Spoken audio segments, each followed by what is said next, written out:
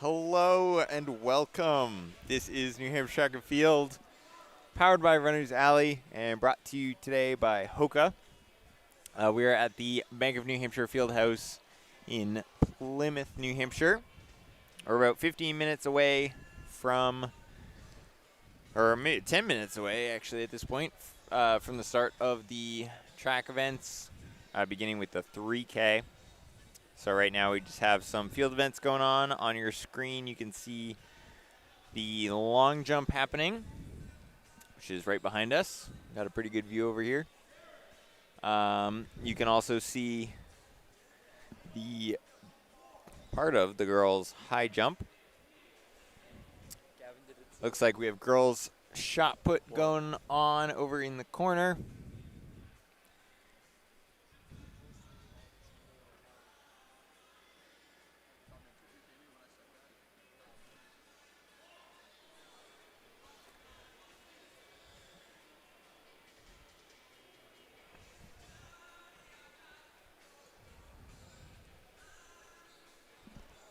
This is Davio. I'm here with Sonny, my co-commentator. Yep, how's it going? Touchdown athletes, first and final call for the boys 3,000 meter. Boys 3,000 meter, please check in this time. Sonny, what are you most looking forward to today? What was that? What are you most looking forward to today? I'm most looking forward to the 600. Some fast runners in there.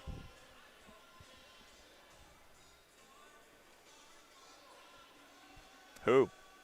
There's Lucian of Hanover. There's Lucian Glaser of Hanover, and Chris Stevens of Keene. You know, that's what I'm looking out for. It's gonna be interesting. Should be a good matchup. Chris Stevens usually sprints, but he's running a 600 today. A little bit long for him. Yep. And a little bit short for Lucian, I'd say. Yeah. So, should be pretty good. You're talking about the 400 meters outdoor spring 2023 champ. You're saying the 600 is too short for him? I mean, he's coming off cross-country season is all I'm saying. So, he just went from a 5K to a 600, so. I definitely agree with that, yeah. 400 meter state champ. Yes, all right, Jamie. All right, Jamie, chill out. Jamie is pointing out that Lucian is the 400-meter state champ, which is true. However, he's coming off cross-country season. He's been doing 5K for the last couple months. Yeah. Sonny went down to the mile. Yep, the other day. Yesterday. Yeah, probably felt a little fast compared to cross-country, huh? Yeah, it did. It did feel fast. But at the same time, I felt slow, so. Yeah, well, like, it felt too fast, and therefore it was slow. Yeah, there you go. If that makes any sense at all.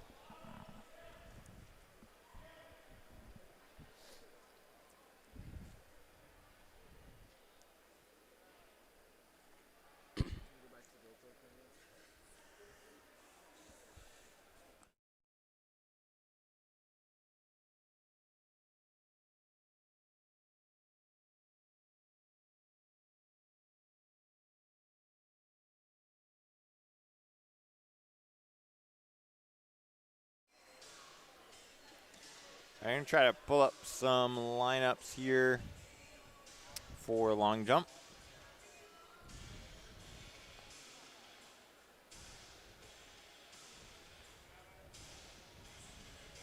We do have live results here today. You can go to sstresults.com and you can see all live results from the events.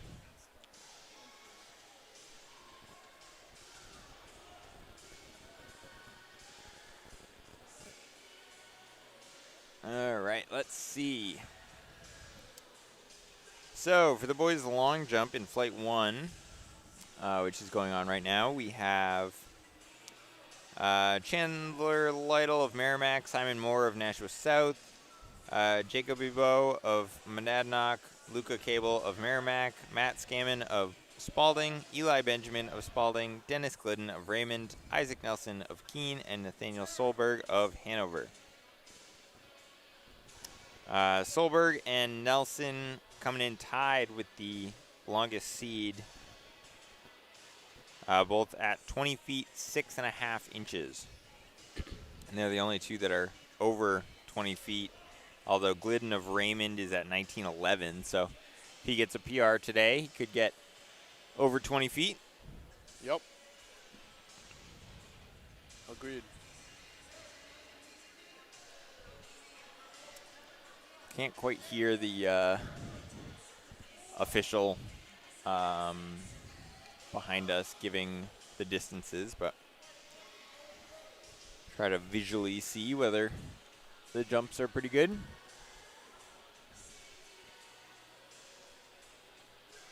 Looks like right now we're going to have more of South jumping.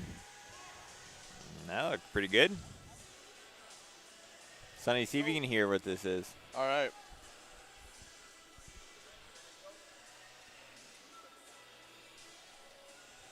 How we doing? Good. I'm not racing the 6 today. No 6 today? No. We just got news. Chris Stevens not racing the 6 today. Oh, there goes your favorite race of the day, Sonny. Yeah. Come on. I think it'll still be a great race. Yeah, it should be pretty good. Yo, am I gonna have a mic up there or no? First flight of the boys while jumping. What? Just a couple of things we do ask that you try to remain to the exterior of the oval. 3K hurdle sprint. At the shot put area, though, there is a place where parents can come out onto the and watch the shot put. I ask all coaches to help you make sure that your student athletes who are currently not in an event are on the exterior. Oh, that was like a good jump. Shortly, Yeah, that was pretty good. I think that was Spalding. see one of the Spalding boys, and thanks for supporting New Hampshire Track and Field. either Scammon or Benjamin of Spalding. And yeah, that did look like a pretty good jump from him. My AirPods, he just walks away. So he can get a mic, right? That's what he wants to do. How fast could you do that? Give him a mic. Pretty quick. Alright, you want to set it up so I can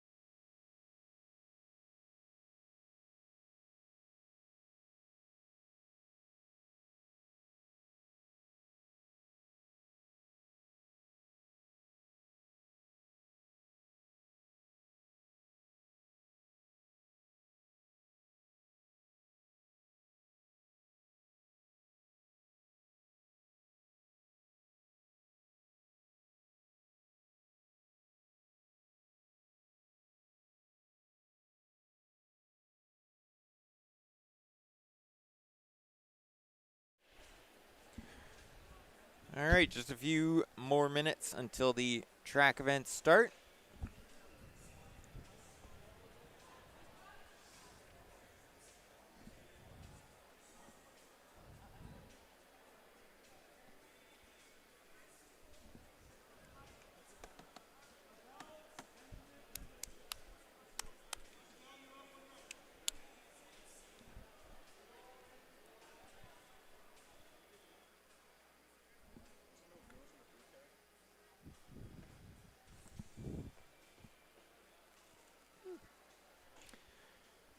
Yeah, that is a good point. Sonny just brought up that it does not look like we're going to have any girls in the 3K today, Yep.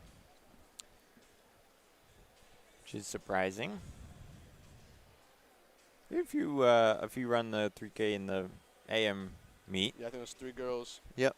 They combined the race. but it doesn't look like we're going to have anybody in this one today. See if anybody's entered in it. I don't think so.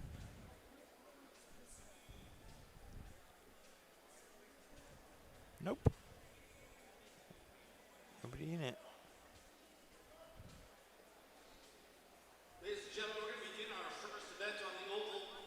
We should have pretty good 12 Boys 3K. We ask that you take a step back from lanes We're going to have, four. If you're warming up at 5 to 6, please don't do that on the first. oops.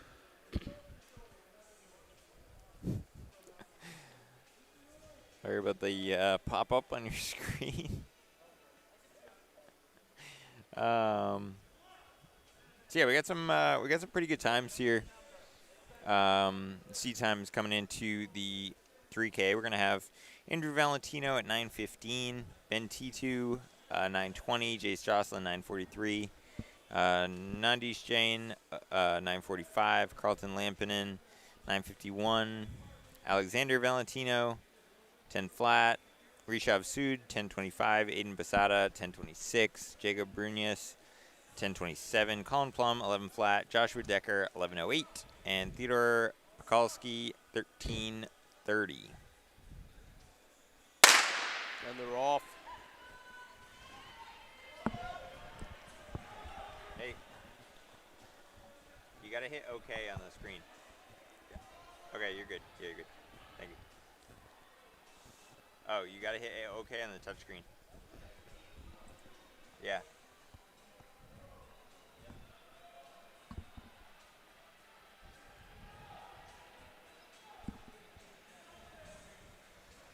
There we go. Now we've cleared up that pop-up so we can see what's going on here. All right, they're going out pretty fast here. Went through in about 35, 36 through the first 200. So that's, what is that, sub 9 minute pace.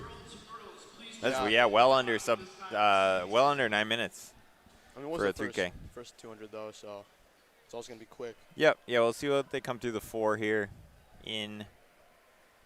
But yeah, we're not messing around. Nope. So it's Valentino out in front. He's got Jocelyn and T2 right with him. Lampinen in there. So yeah, they go low 70s through the 4. So still, it was pretty quick. That's pretty quick. But it's pretty grouped up. I'm surprised there's a lot of guys going with this pace. Like, this is a pretty hot pace early. And we got a group of, 6 guys that are going right with this pace. So Yeah. should be interesting. I would imagine that at some point, most, if not all of this group will fall off the pace.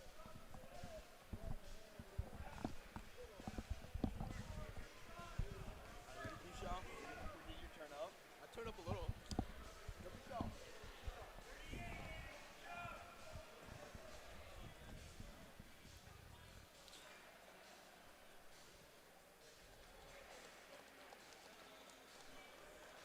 Looking pretty strong. Valentino leading that pack. Looks pretty smooth in control. There's a bunch of guys in this race right now. Yeah. Still only 2 minutes and 20 seconds in, but I'll get the clock on screen for you. Here we go. So they're going to come through the 800 right here. Right about 2:30, so that's 5-minute pace for the mile, which would put them right around 9:15, 9:20. So that's what their seed time is. is there any girls in this race? There's not. There are Alright. no girls running the 3K today.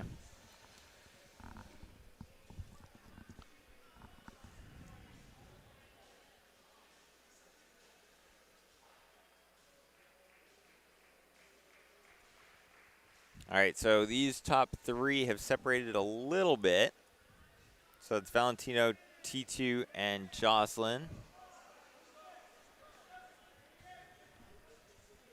All 3 of them look pretty smooth still.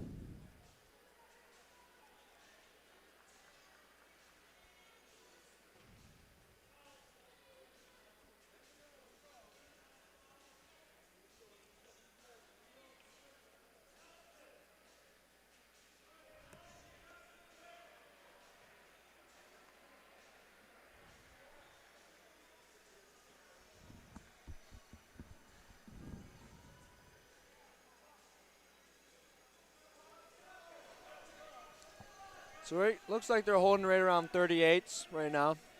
So about 70-second 400 pace. It's about 5-minute pace. 76. Oh, did I say 70? Yep. My bad. 76. Which is, yeah, just over 5 minutes. So they should be running, you know, mid-9, 9-minute pace at this point.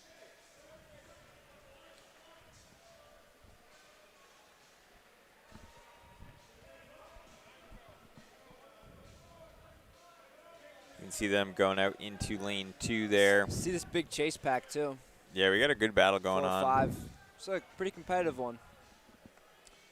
Yeah, that's going to be Jane of Hanover, Valentino of Hanover, Sood of South is in there, So and Lampinen of Monadnock. So it looks like Valentino and, is that Tetu? Yep. They're starting to pull away a bit from 3rd place. Which is Jocelyn, I believe. Jocelyn. Yep. So See what they come through in now.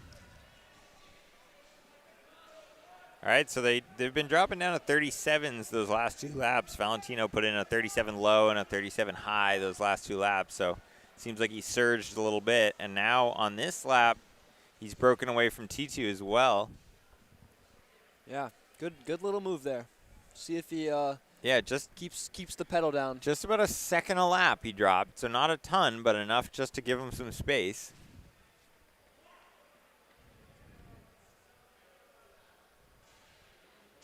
Yeah, so he went through the mile at 5:01, or the 1600. T2 right behind him at 5:01 as well. Jocelyn at 5:03. But then Valentino dropping a couple 37s in a row, whereas T2 has fallen to 40, as well as Jocelyn also running 40s right now. But I will point out, Jane and Valentino, both of Hanover, working together, have dropped into the 39. So they're actually catching T2 and Jocelyn at this point. Not by a lot, but something to look out for. Yeah. So I'm guessing Alexander Valentino is Andrew's younger brother. No, Twins, wait, I they're think. twins. Yep. Yes, both juniors. Interesting. Yeah, so Valentino slowed a little bit to 38.5. T2 with a 42.3, and Jocelyn with a 41. And then Jane and Valentino both still running about 40 flat. So they are catching T2 and Jocelyn. So it seems like T2 and Jocelyn might be paying a little bit for that early pace. And we'll see if that chase pack can reel them in. Yeah, I mean, I see a little grimace on Valentino's face, but He doesn't have much time to go. He's still pressing, so I don't think that grimace is really going to affect him too much. Yeah, He I will still say looks very strong. those 2 Hanover boys in that second pack look pretty good, and they're catching up to T2 and Jocelyn.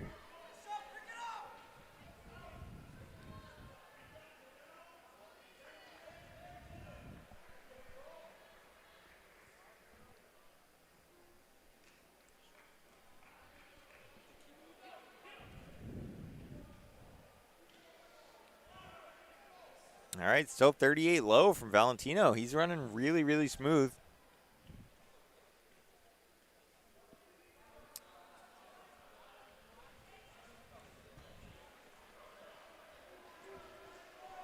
All right, looks like those 2 Hanover boys have swallowed up T2. And they're not far off Jocelyn at this point. Try to get a view on them the next time they come around.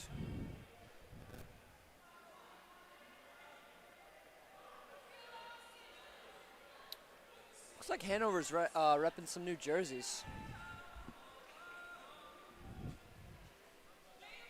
All right, so we're going to cut to the other camera here. You can see Jocelyn going through, and then that's Valentino and Jane of Hanover, and then T2 right behind them. So that's a good battle going on there for the podium places.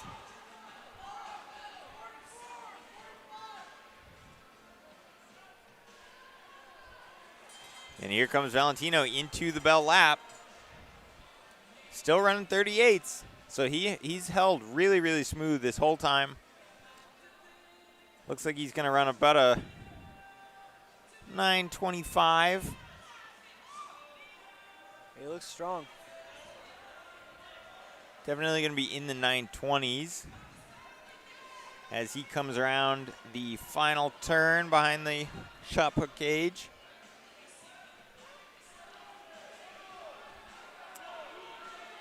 And here he comes over the line. It's going to be a 9:28.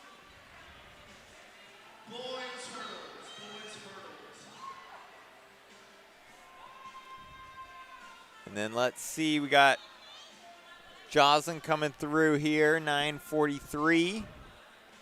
That's Valentino, 9:46, and Jane, 9:48. Say those two Hanover boys, Alexander Valentino and Jane, came in third and fourth. They ran really, really well. They just worked together the entire time. They were right next to each other, had really good paces. They didn't really go with that group early that went out a bit fast, and they just stayed consistent the whole time and ended up almost catching Jocelyn by the end there. So Lampinen gets fifth with a 9:57. T2 ends up running a 9:57. Jacob Brunius runs a 9:59. Basada runs 10:08. Sood 10:12. We got Plum running a 10:38. Freshman, pretty good time for a freshman.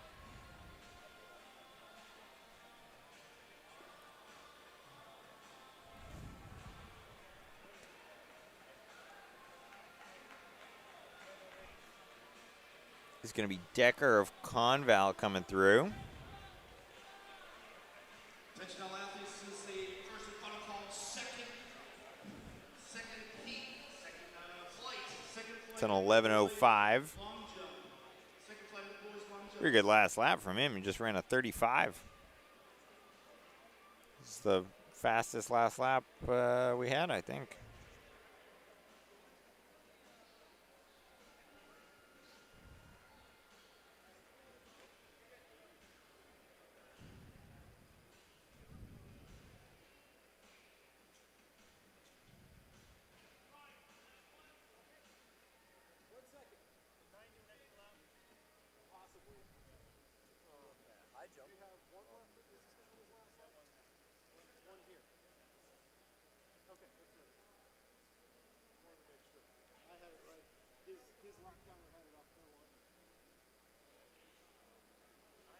Everyone, let's put our hands together for Theo Bukowski. Sophomore from Raymond, let's bring him home.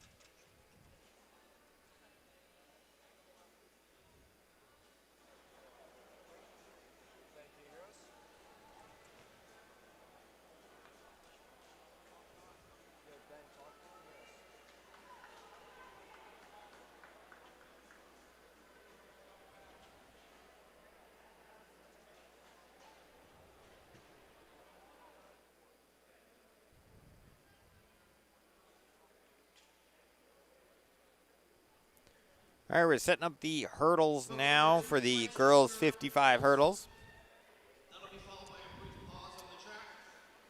Already had most of them set up except for lanes 1 and 2, so didn't take very long.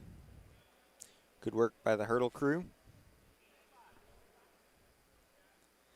So we're only going to have 2 heats of the girls' hurdles. In heat 1, we're going to have Junt of Kearsarge, Miller of Merrimack, Boston of Spalding, Peterson Meadows of Spalding, Levesque of Raymond, Moore of Newport, and Lamotte of Kearsarge.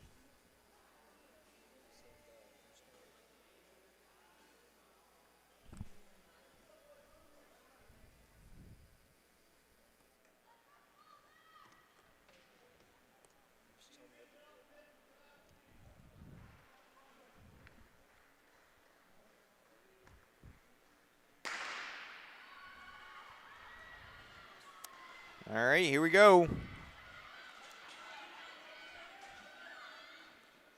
Looks like it's going to be Levesque taking that one. Just over Peterson Meadows of Spalding. I'd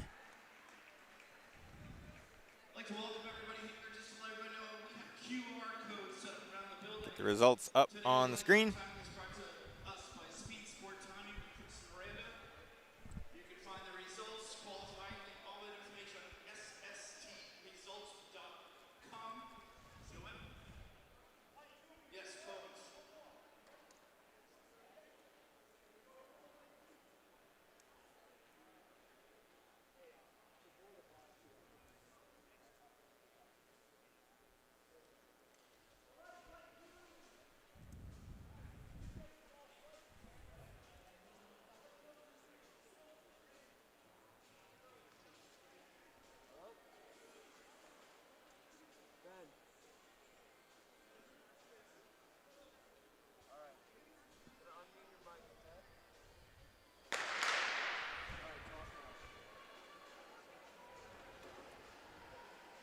Yo, can you hear me?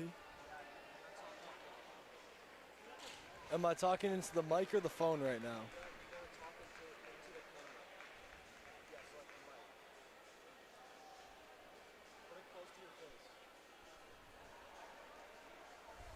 It's just hard, like, do I have to hold it here?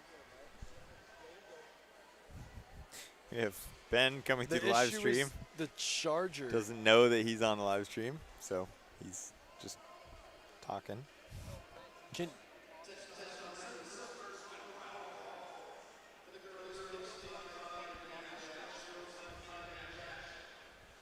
I can't hear you. Why can't you hear us? Huh? Well, yeah, that's the only issue. Other than that, you should be fine. My AirPods are in your ear, right? Okay, you should be good. You just have to talk. You just have to put the mic close to your mouth and talk loud. I guess we could turn them up, couldn't we? We're gonna turn you up a little bit.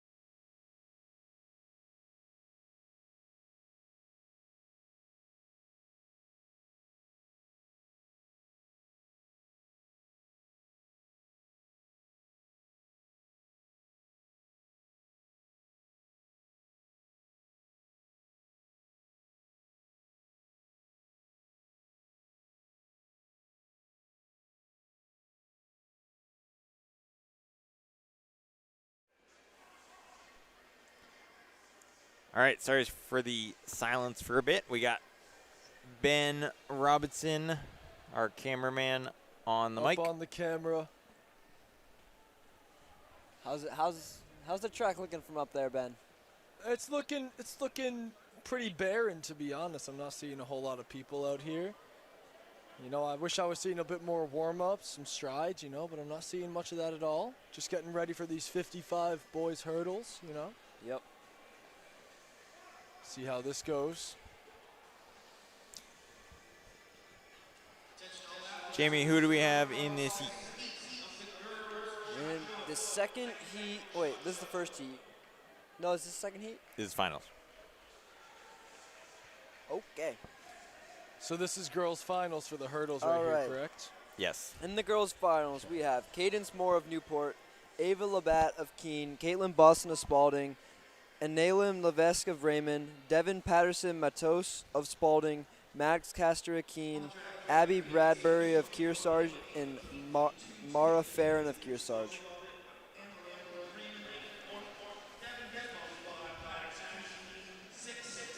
So yeah, we just had a bit of a break so that they could announce the finals and then also give these girls a bit of a rest so that they don't have to immediately go to the finals right after their prelims. But looks like we are getting ready to go here.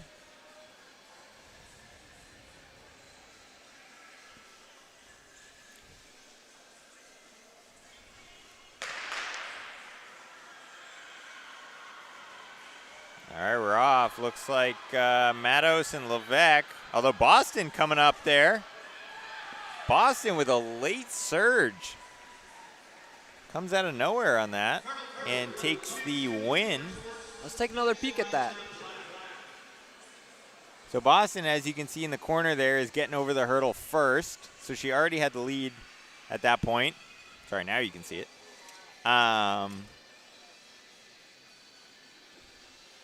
And just gets to the line in front. And then we had Peterson Matos just barely beating out Levesque of Raymond. Really close one there at the line.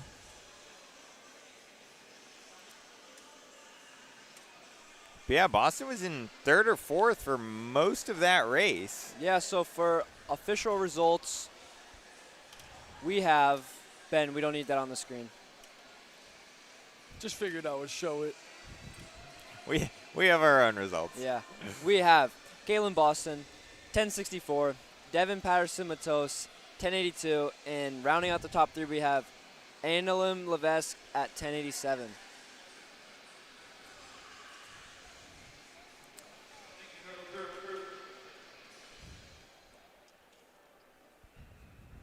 All right, now we're getting ready for the boys' hurdles, which, let's see how many heats. We have 2 heats of the hurdles for the boys, and then we will have a finals. So there'll be 2 heats and then a little bit of a break. And then we'll have the finals as well. All right, so in Heat 1, we have Harrison Joshi of Nashua South, Simon Moore of Nashua South, Preston Boyce of Nashua South, Gavin Lombara of Monadnock, Jacob Bibu of Monadnock, Brody Boston of Spalding, and Severn Johnson of Nashua South. Gavin All right, here we from go. Monadnock is a beast at the 300 hurdles outdoors. There he goes. Yeah, he's got a huge lead on this one. Wins that one by a mile. So he ends up running 8:38. Bebo 9:23. Bois 9:33. Boston 10:30. Johnson 11:25. Moore 11:32. And Joshi 13:1.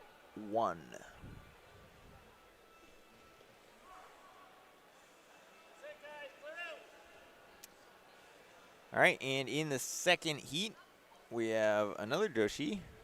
We have Lytle of Merrimack, Crowell of Keene, Powell of Hanover, Scammon of Spalding, and Saris of South. Which we saw a couple of these names in long jump. So, quick turnaround for them. Obviously, common crossover between jumps and sprints.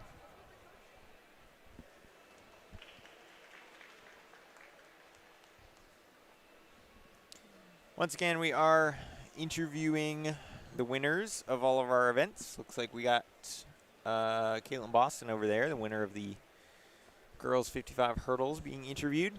So if you'd like to see those, check out the NHXCTF Instagram page. So that's at NHXCTF, where you should be able to see all the interviews and some more close-up action from this meet, as well as the AM meet here and also at UNH, which is also being covered. So then they're blocks now. Be interested to see the second heat. But yeah, there's only 6 guys in this heat. Ooh, early start there from Crowell of Keene.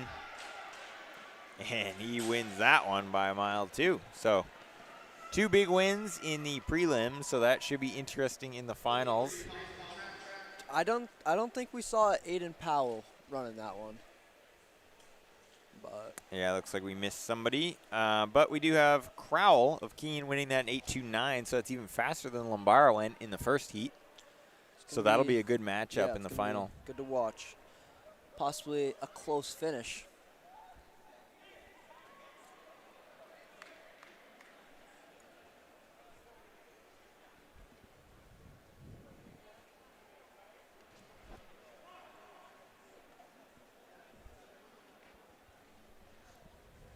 All right, so now we're going to have a brief pause while we just figure out who is going to be in the finals. Well, and also give I think some I people, can tell you. Can you? Wow.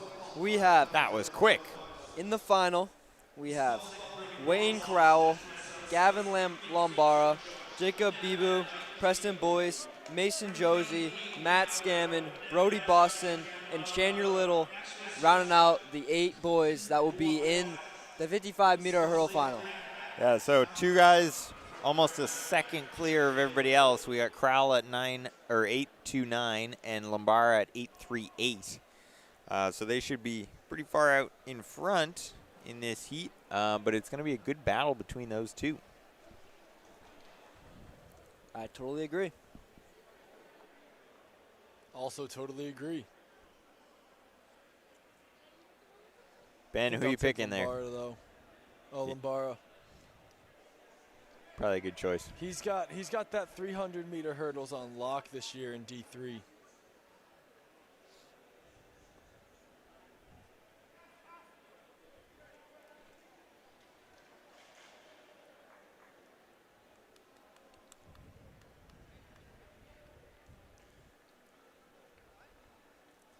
But if Aiden Powell was in here, he would have shook things up. Ben, did I call you Gavin?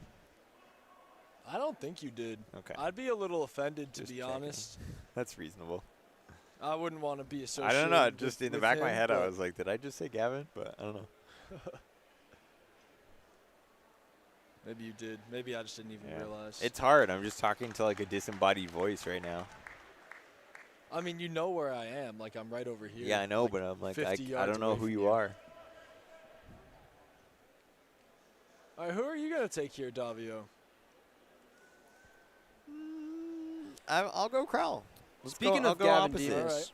if you want to go check some coverage, go on the New Hampshire Cross Country Track and Field Instagram, where you can find Gavin Demas and Aiden Cox doing social media at the UNH afternoon session.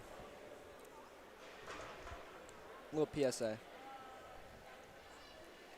Yeah, we got the double live stream going today. Yeah, pretty Love cool. to see it. Comment down below if you've been into both and comment which one's been done better. Well, it's surely this one. Yeah, definitely. Team Plymouth. Yeah. We were all thinking it. Yeah, I was just whoever the one was who said it. producing that live stream earlier this morning, they definitely They were did really a great killing job. it. Yeah. Was He did a great fuego. job. He sure did. Well, we're off. All right, here we go. Good start from Crowell. He's got a bit of a lead. Oh, Lombard just clipped a hurdle there, and so it won't be as close as we thought. Lombard did just clip one of the hurdles about halfway down.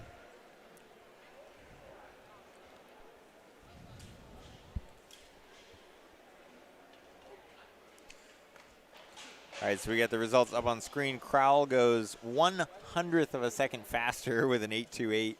Lombard with an 8.61. Bois with a 9.05. Bibo 9.16. Joshi 9.37. Lytle 9.61. Scammon 10.13. And Boston 10.21. I think we should watch that finish back. Should we? All right, think we let's watch should. it back. So here we go. We got the last hurdle here. Crowell, super clean, nice and low Very over good- that hurdle. Very good form. Yeah, he looks super smooth. Head didn't dip a ton. And nice lean over the line. You can see Lombard landing a little bit sideways there. Close He was, finish for third. Yeah, Lambar just got a little bit out of rhythm after clipping one of those hurdles and just couldn't make it back up, unfortunately. Because I do think if he had a clean run, that would have been a pretty close race. But either way, wonder some good times. Is Crowell going to be doubling back in the 55? Do we know? That is a good question. Let's see I if he could tell runs ya. down there. Where is he? I mean, that would make sense. Yeah, he looked pretty speedy.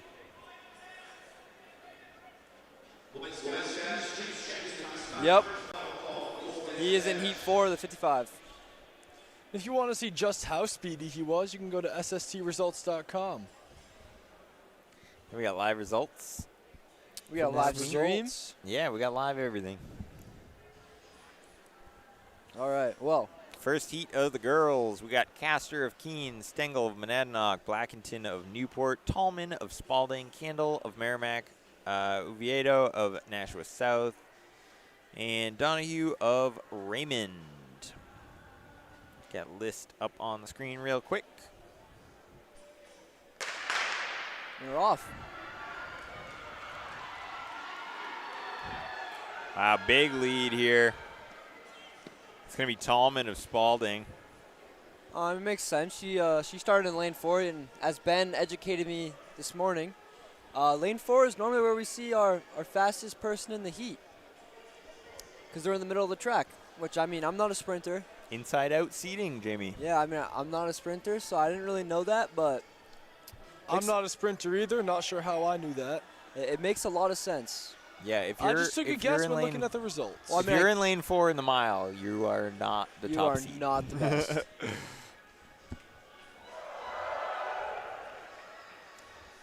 But yes, so everyone watching, if you did not know that, typically in the sprints, we seed inside out, which means that the center lanes, whether it be a 6-lane track or an 8-lane track, are the fastest seed times. So that's lane 3 and 4 on a 6-lane and 4 and 5 on an 8-lane.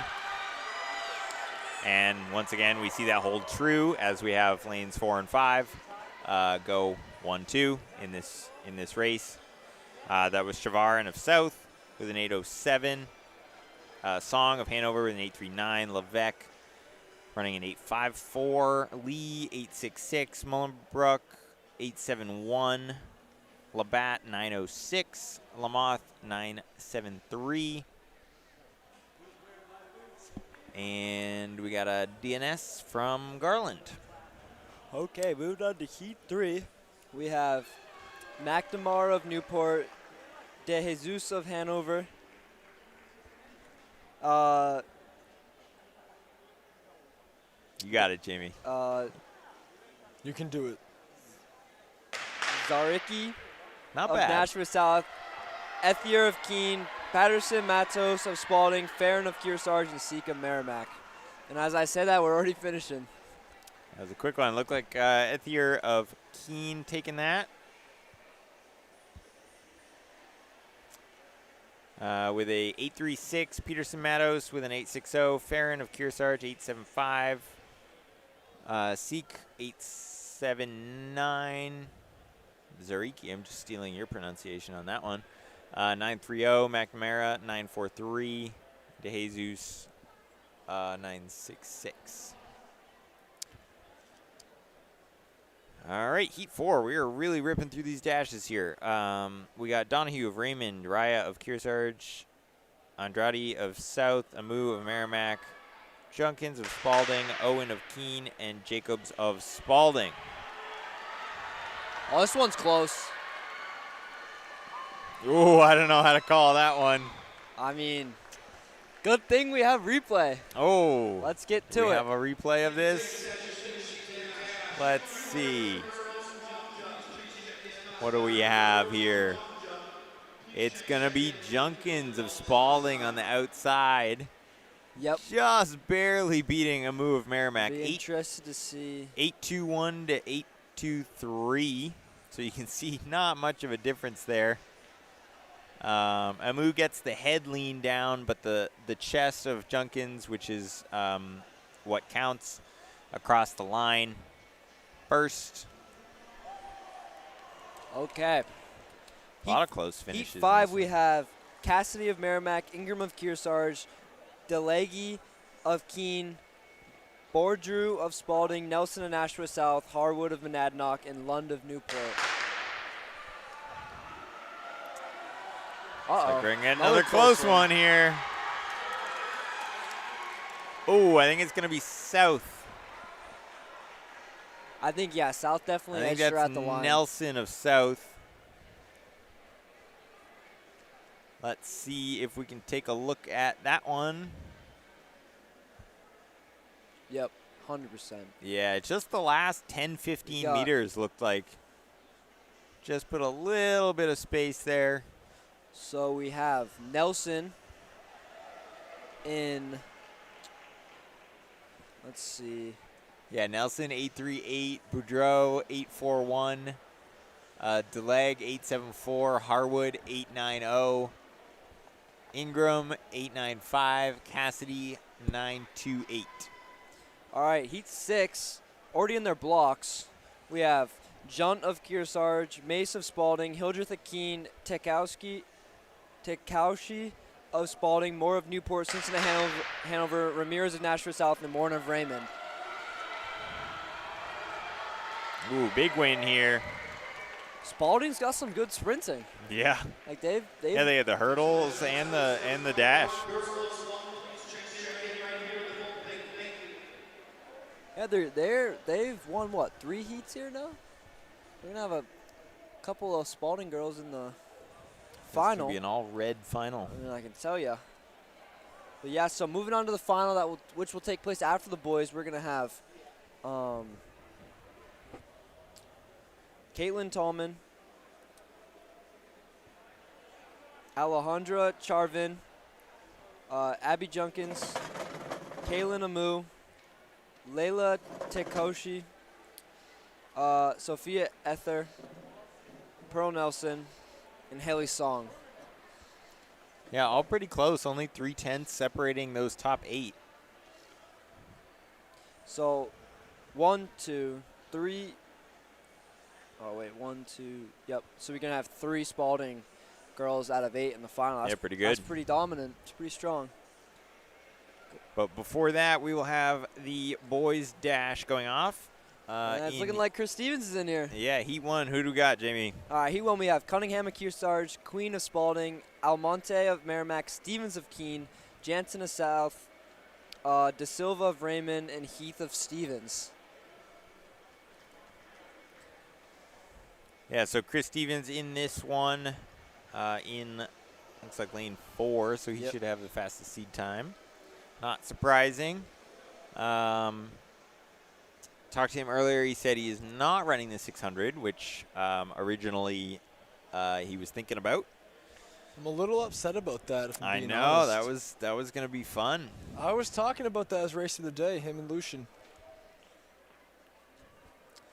But we should see some fireworks here in the 55. I hope I can keep up with him with the camera. You know? Hey, bro, we might need to get the fire extinguisher when he finishes. Sometimes these sprints, they go by fast, man. Yeah. Have you seen the? I forget who it was, but the burning cleats celebration. Yeah. Who was that? Ben would know. I don't remember who it was. It was a long time I ago. would Yeah, know. it was. I feel like you would. I feel like it was an American sprinter. It was an American, It was, I think. Yeah. Noah Lyles talked about him. Yeah. I mean, Christian Coleman. no, It it was, was this a- was it like was a 10 while years. ago, This yeah. was like the all right, we're off. Chris Stevens even start with everybody else, but then that just top speed comes out. It's amazing. You can see his like spider technique. His legs are landing way out in front of him, and he's just like pulling back for as much power as possible. So he wins that in 8:35. Oops, 6:75. Sorry, I was looking at the last heat. So he wins that in 6:75. Almonte 7:07. Jansen 7:14. De Silva 7:31. Heath 7:35. Queen 7:41, and Cunningham 7:47. I don't know how it's possible, but Chris Stevens already has his spikes off. He finished his race like 10 seconds ago. He low-key did not seem very happy about that one. He's shaking his head. Oh, you know what he did? He just gave his spikes to his teammate who's in the last heat of the 55. Oh, my. Quick turnaround there. Interesting. That's a good teammate Here we right go there. in heat All right, two. Jamie, who's in this heat? Yo, B-Show. Who was the American sprinter that needed the fire extinguisher after they finished the 100-meter? Oh, this is a close one. Was it Tyson Gay or was it Michael Johnson? That's Aiden Bradley, and I want to say it's Michael Menzenes. Huh?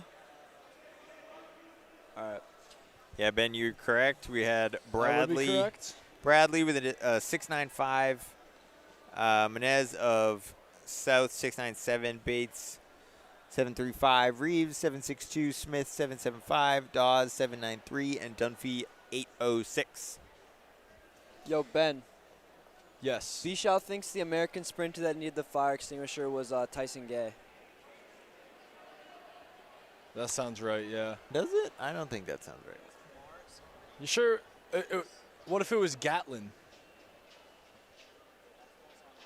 I've never heard that. It's the video. I remember the video. I don't Here know. we go. We're in heat 3 now. John, Yeah. you want to read it out? Yeah, we got Welder of Hanover, Kramer of Raymond, Nelson of Keene, Cable of Merrimack, Benjamin of Spalding, Centrella of Merrimack, and Watt of South. So looking at the heat sheets, I do remember seeing Kramer is now, I think, the second highest seed in the boys 600 today. Interesting. A lot of sprinters going a bit long today. All right, we're going to have Cable of Merrimack winning this one. Whoa. Easy peasy. That was quick from him. Let's see what we get for a time.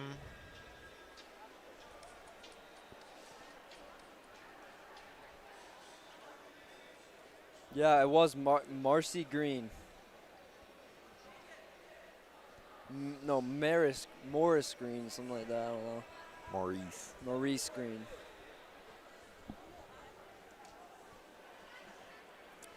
All right. 6.86. That's 0.11 off of Chris Stevens' prelim time. So we're going to see some competition here. Yeah, that was a good one from him. Nelson, And there's 7.23. Crowell in this next heat. Yeah, so we're just going to read through the results here. It's going to be Nelson 7.23, Benjamin 7.31, Centrella 7.42, Kramer 7.47, Bois 7.49, and Welder 7.95. And for this heat, we're going to have Hooper of Newport, Dickinson of Hanover, Mercado of South, Glidden of Raymond, Crowell of Keene, Scammon of Spalding, and Gendron of So you've got your Merrimack. 55 hurdle winner in here. Going to be Glidden of Raymond. Little late push there from Mercado, almost caught up to him. But Glidden's going to hold on there to run a 7.07. Mercado with a 7.18. Crowell 7.20. Scammon 7.29. Dixon 7.56. Gendron 7.70. Hooper 8.27.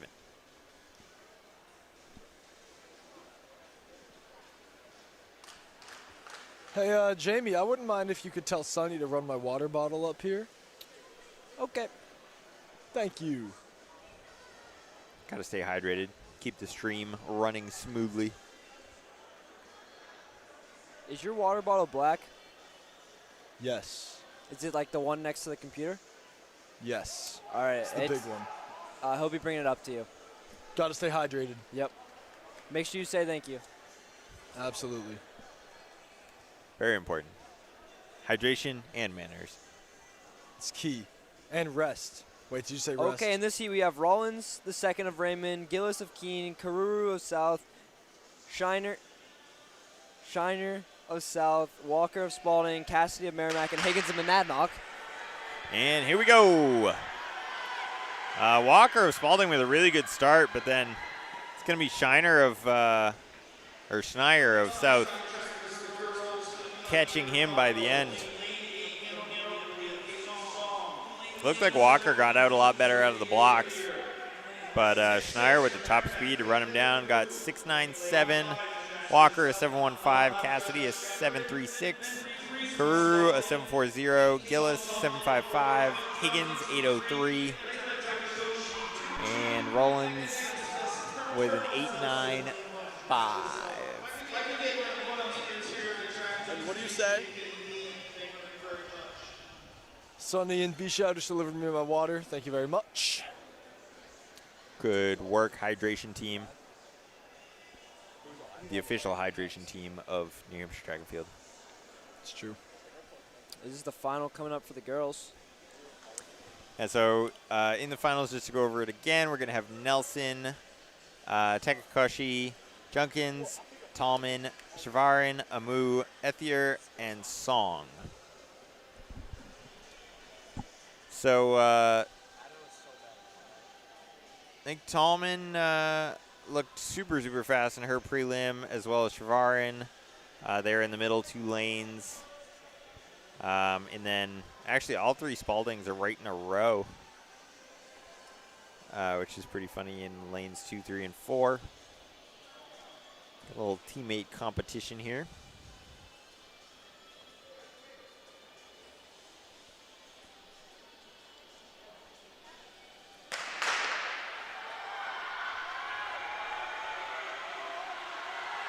This is a close one. Ooh. I'm going to have to go with lane 4, Tallman to Spalding. I think that's what it was. Let's Yep. see if we can take a look at this one. Get the results up on screen too. Very close there. But Tallman just half a stride ahead. And then Ethier of Keene on the outside there for a close top 3. Then 4th place. Take a look at 4th place, Jamie. Damn. So 4th place, we had an 8.25, an 8.26, an 8.28, and an 8.29. My goodness, that's close.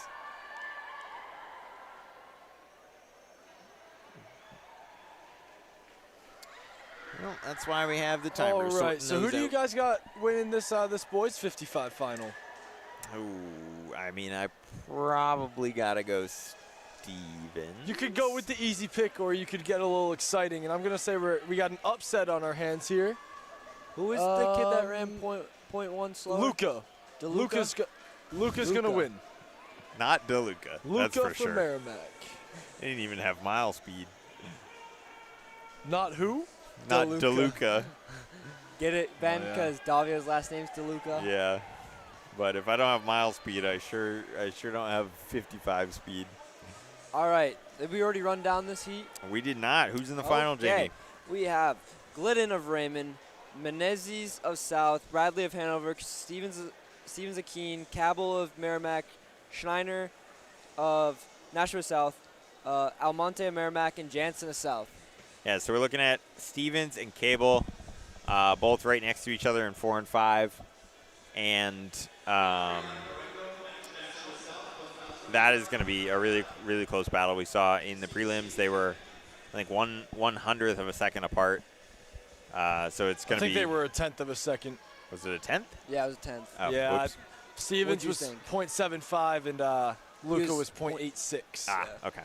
I said Here we go, 100th, though. not as close, but still, Yeah, that's okay. Everyone makes mistakes, Davio. not me.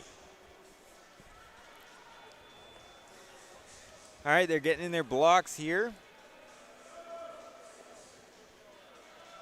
Let's see if we have a good start. Pretty important in the 55, as you don't really have a lot of time to make up ground if you don't have a great start.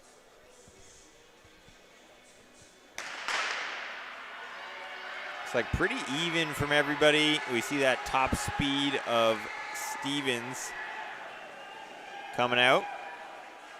But, yeah, he really didn't come out of the blocks any faster than everybody else. But he just has higher is top just so speed. fast. Yeah.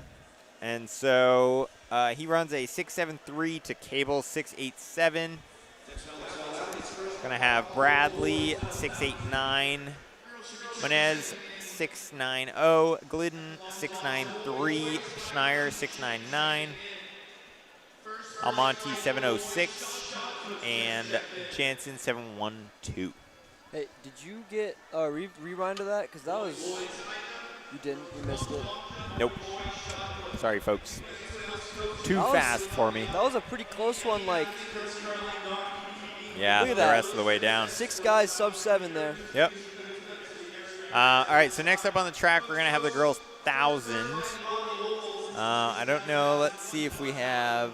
We'll probably have multiple heats of this. Nope, we're just going to have one heat of the girls' 1,000. Look at that.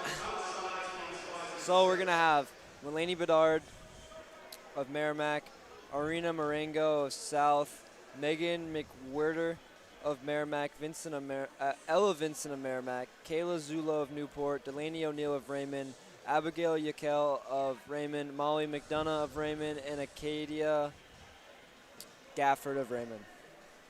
And right here you can see your two commentators today. Give us a wave real quick.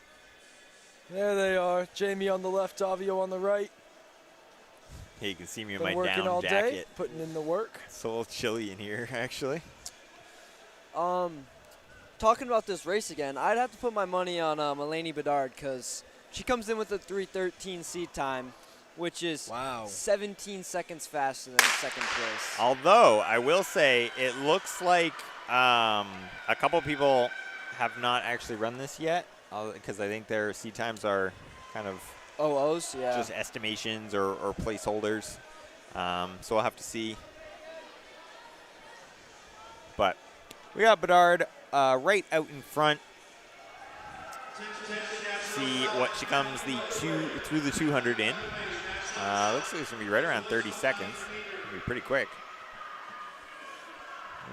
30.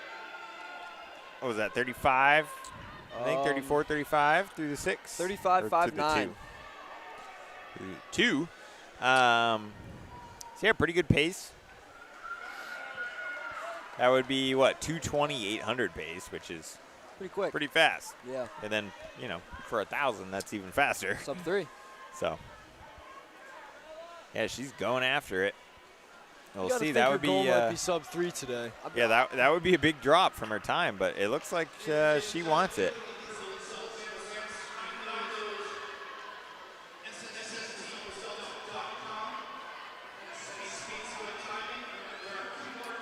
So we got 74 seconds through the 400. Yeah, it's a little bit slower on that second two.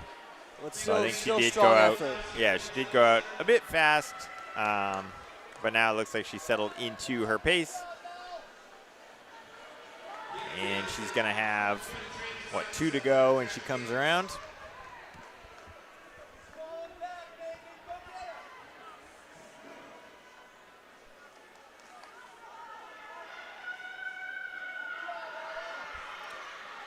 Well, let's see. It's going to come through under 2 minutes here. We've got a 155 at the Pretty good 600. Yeah.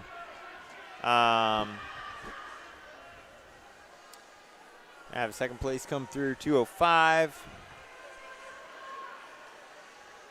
Sorry, what were you looking at 600?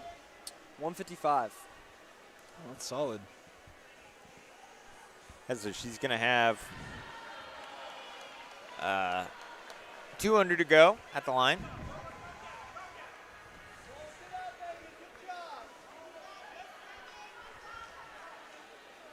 Let's see what she can do here.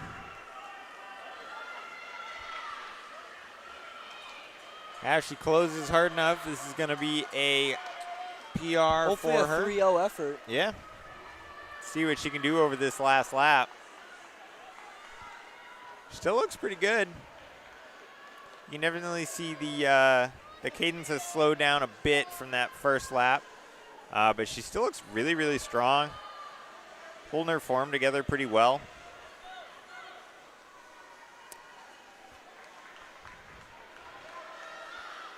So we'll see. She's not going to get the 3-0.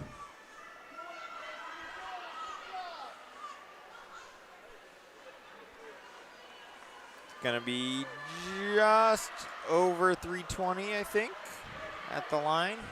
I'll have to check on that official. It's going to be 320.08. Wow, close.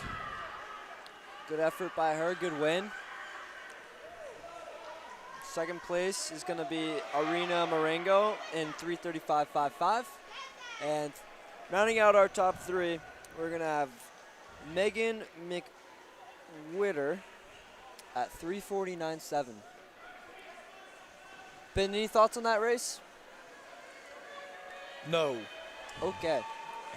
I would say Bedard went out a little bit too optimistically, and it kind of came back to bite her towards the end, but she still held it pretty strong.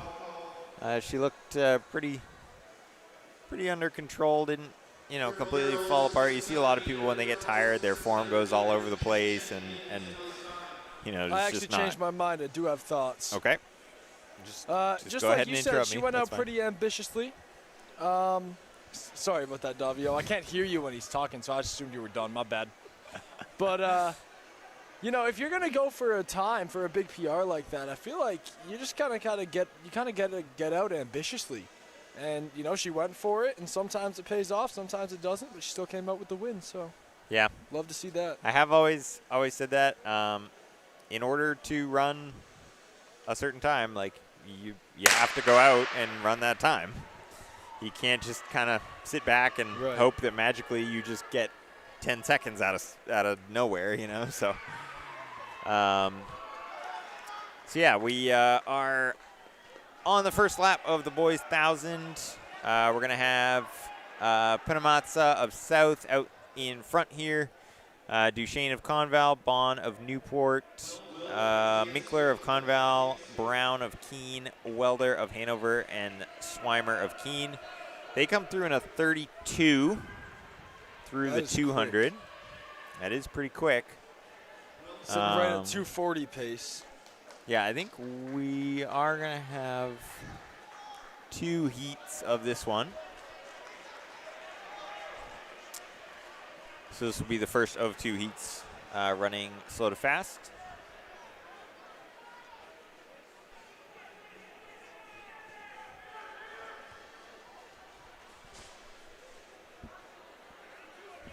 All right, they come through in 36.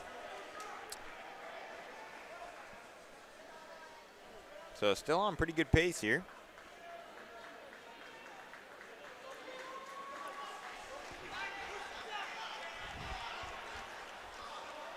Looks like he might be tying up a little bit here. Yeah, it looks like the head's coming back slightly. Cadence is slowing down a bit, but he's still out in front, and that's what matters. Yeah, you are right about his head coming back. He's got Yeah, 2 to go. It looks like you've been. Oh, I don't need that right now, do I? This is a common tired Ben little form tend to throw quirk my head is back the and head just back. kinda- Yep. Yeah. Working on it, though. Yep. Always working. All right, we got 100 meters to go. Oop, not 100 meters to go. 200. 300 actually at that point. But when he comes through the line, he's going to have 200 meters to go. I can't count. It's going to come through 800 in 223. Still looks pretty strong. He's holding on well. Going to the arms there. Try to get a little bit extra push.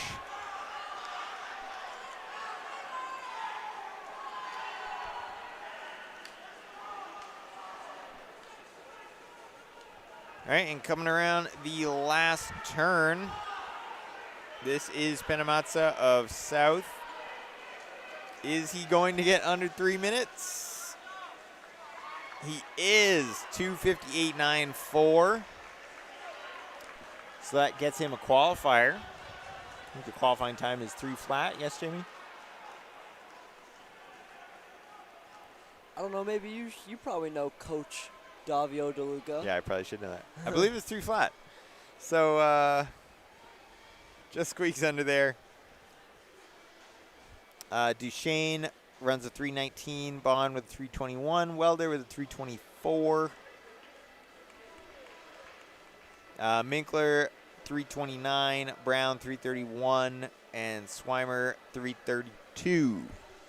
And you said we had a second heat of this? We Yep. do. Next up on the track, we're going to have. One second. Next up on the track, we're going to have Peyton Joslin, Jordan Sagianto, Owen Forrest, Nathaniel Bergen, Matthew Motherway, and Ryan Duvarney. See, my only issue with this camera is it drifts. Check this. I'm not even touching it right now. It does drift a bit. It has that drift because of that thing I put on your thing with the mic. The thing with the mic. Yep. Yeah. All right, we're off here in the second heat of the 1,000. Well, he is flying.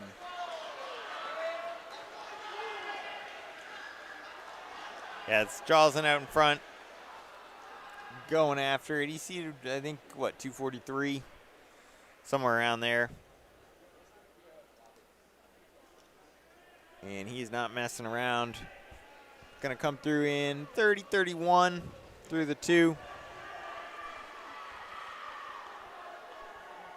which is 235 pace for 1,000. A couple guys hanging on him, though. The Merrimack boys all in a row. Those Merrimack boys look extremely comfortable at this They pace. do. They're just hanging out in a nice little train here. Drafting off the back of Joslin. See if they can hold it with him.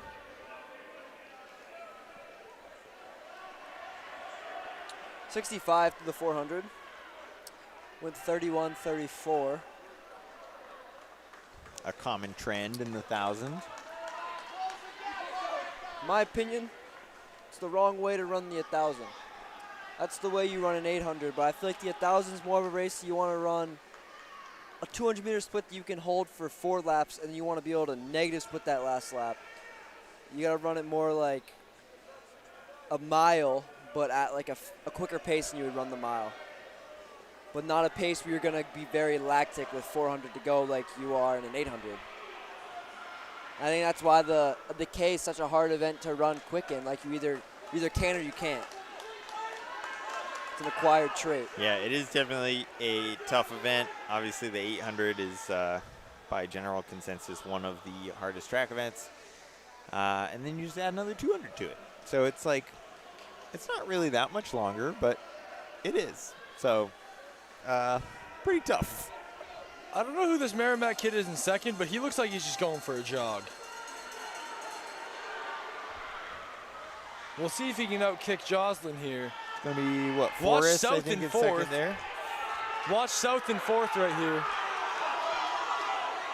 Yeah, Yep, big kick moving there up. from South. Oh, he moved up into second. Let's see if he can take out Joslin. Joslin, though, is really strong. Came around that corner and took off. Going to be a 246 from Joslin. Duvarney of South with a big last lap to run 247. Bergen with a 248. Forrest with a 248. Motherway with a 251. And Sugianto with a 255. So how many heats do we got of this girl's 600 here?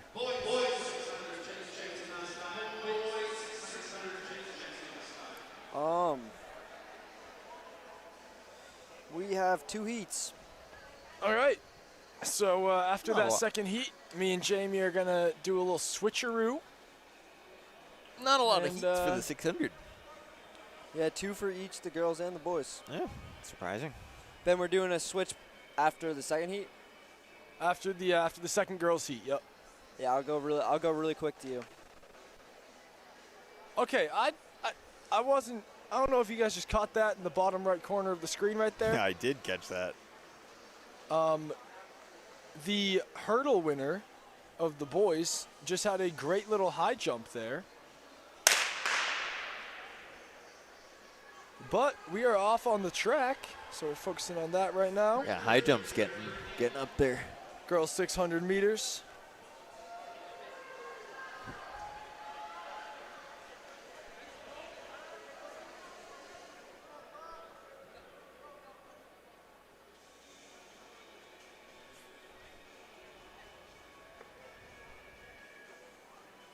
Let's see who we got coming around the corner here.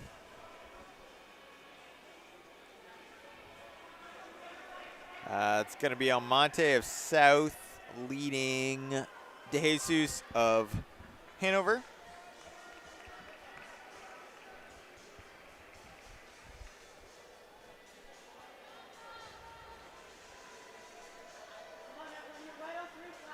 She just fixed her hair in the middle of the race. That's how you do it. That's Multitasking, textbook. man. Did you say that's textbook, Ben? Textbook, yeah.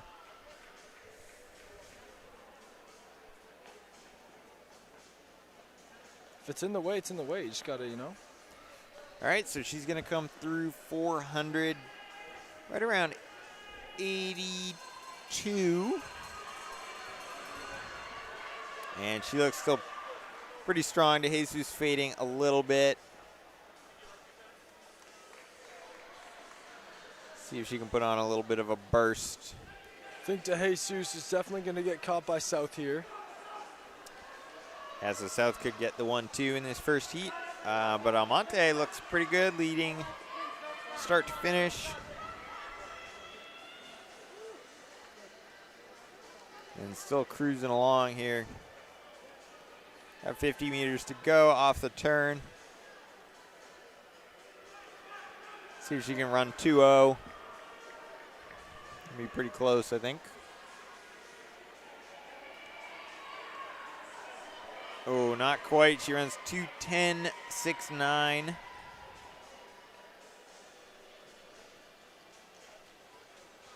Zariki runs a 2:15. DeJesus 2:18. Then we have Manuel of Keene 2:23.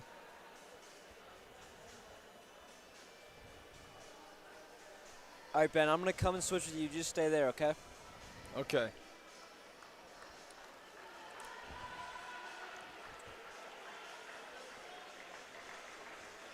Davio, I would just mute me for the transition. Okay, I got you.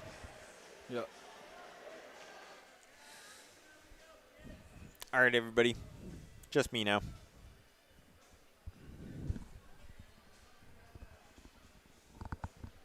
Get to listen to my soothing, dulcet tones. As I call the second heat of the girls 600-meter run.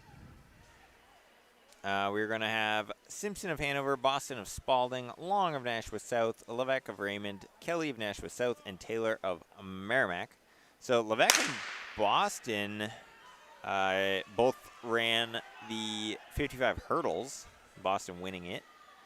Levesque also running the 55 dash, I believe. So we got a lot of people doubling in this one. A couple people boxed in. Looked like Boston got really, really boxed in, spit out the back, and just had to surge out into lane 2 to try to catch up to Levesque in the lead.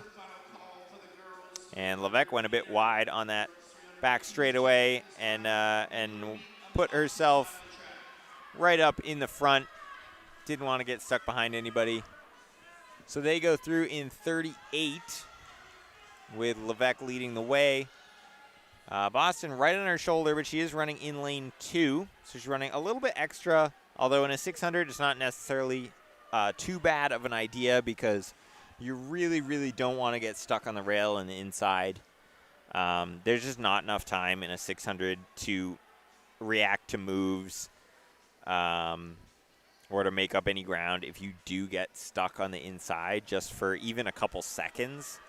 If it's time to go and you're stuck on the inside and you have to just hesitate a little bit to get to the outside, that can be the difference. So not too bad of a strategy to just hang out on someone's shoulder a bit wide and just make sure that you don't get boxed in.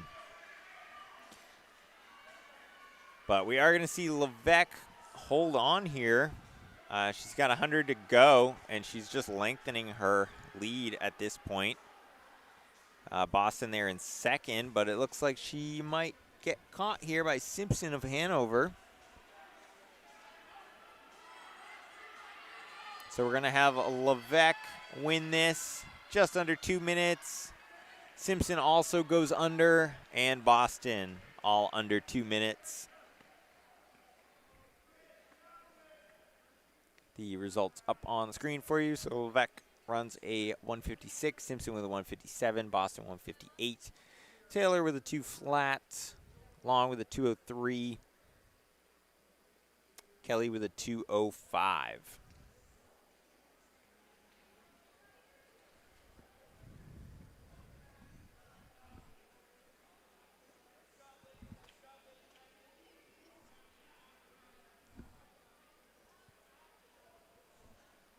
All right, now we are going to have the first of 2 heats, the boys 600. We're going to have Brown of Merrimack, Alexander of Merrimack, Lambert of Raymond, Boston of Spalding, Pekalski of Spalding, I believe. Yes. Pekalski of Raymond, McGeehan of Spalding, LaPierre of Spalding, and Bowman of Spalding, and Johnson of Hanover. So pretty packed heat here. We got, let's see, 1, 2, 3, 4, 6, 7, 8, 9 boys, which in a 600 can get a little bit tight, right, Ben? Absolutely, it can. I liked what you said about not getting caught on the rail. You know, it's important in the 600. If you get caught 6, 8, you're really not able to get out very well, and then you're just slowing down to try and slow down or move outside to get a move off, and it's just a whole issue in the 600. You really just got to be ready to go. Right. 600,000, even the mile, like mile in the latter yeah, stages you got to be of ready that to race, or even the beginning of the race. If you're not in a good position, it's going to be tough to move up in the last few laps. Yeah, if somebody else makes a move Right. that all of a sudden, like, they get a little bit of a gap on you, and now you have to make that up, it's just not ideal. Right. I agree with that. So, at the moment,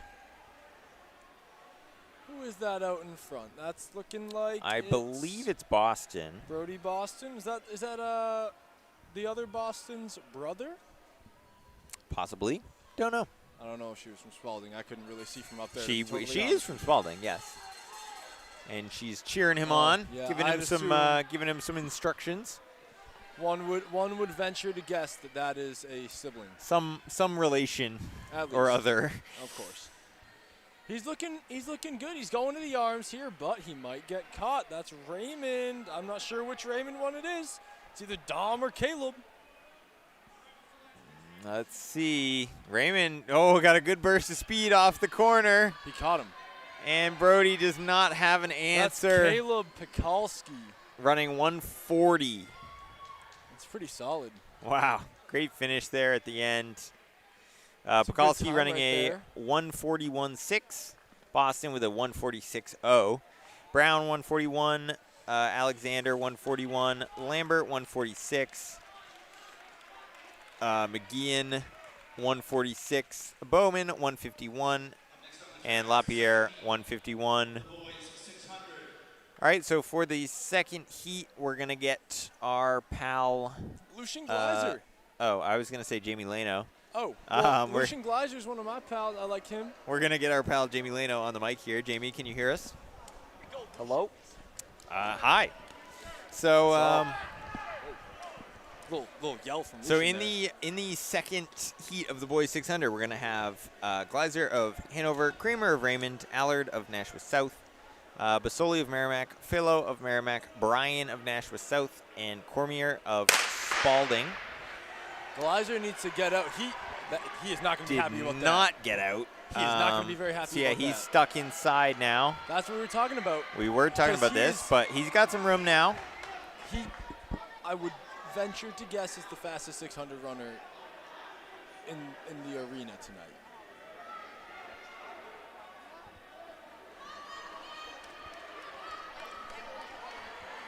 And so right in front there, They're going to go through right around 30.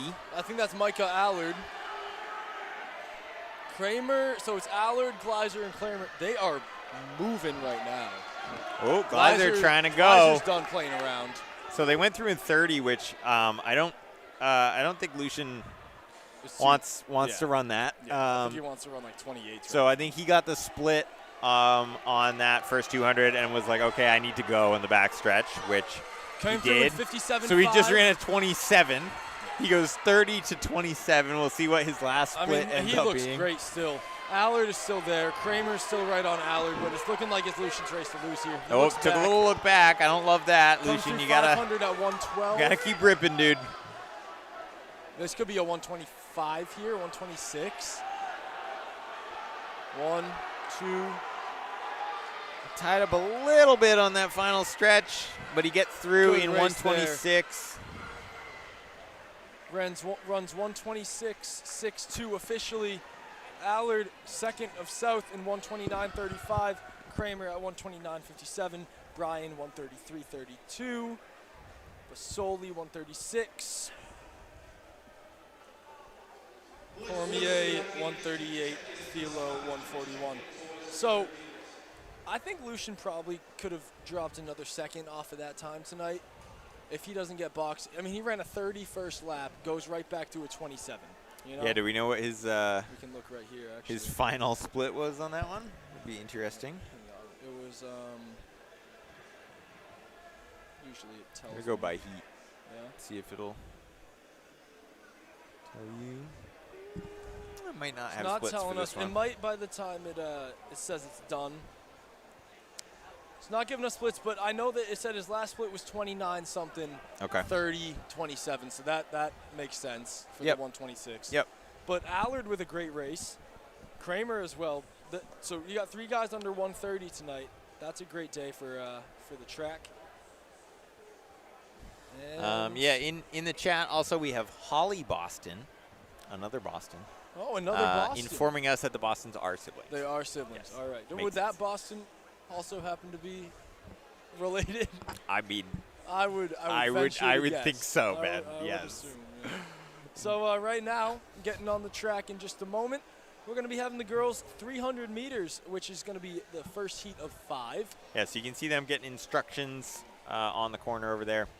They're going to head out onto the track. So in the 300 today, you're in your lane the entire race for a lap and a half. And the first heat is going to be 2 Raymonds and a Monadnock. Sandwiched in between is going to be Molly McDonough of Raymond, Lydia of Monadnock, and Acadia of Raymond. So we got 5 heats of this. I believe this might be our smallest heat. Yup. So you got 3 girls in this heat. The rest of them have 6.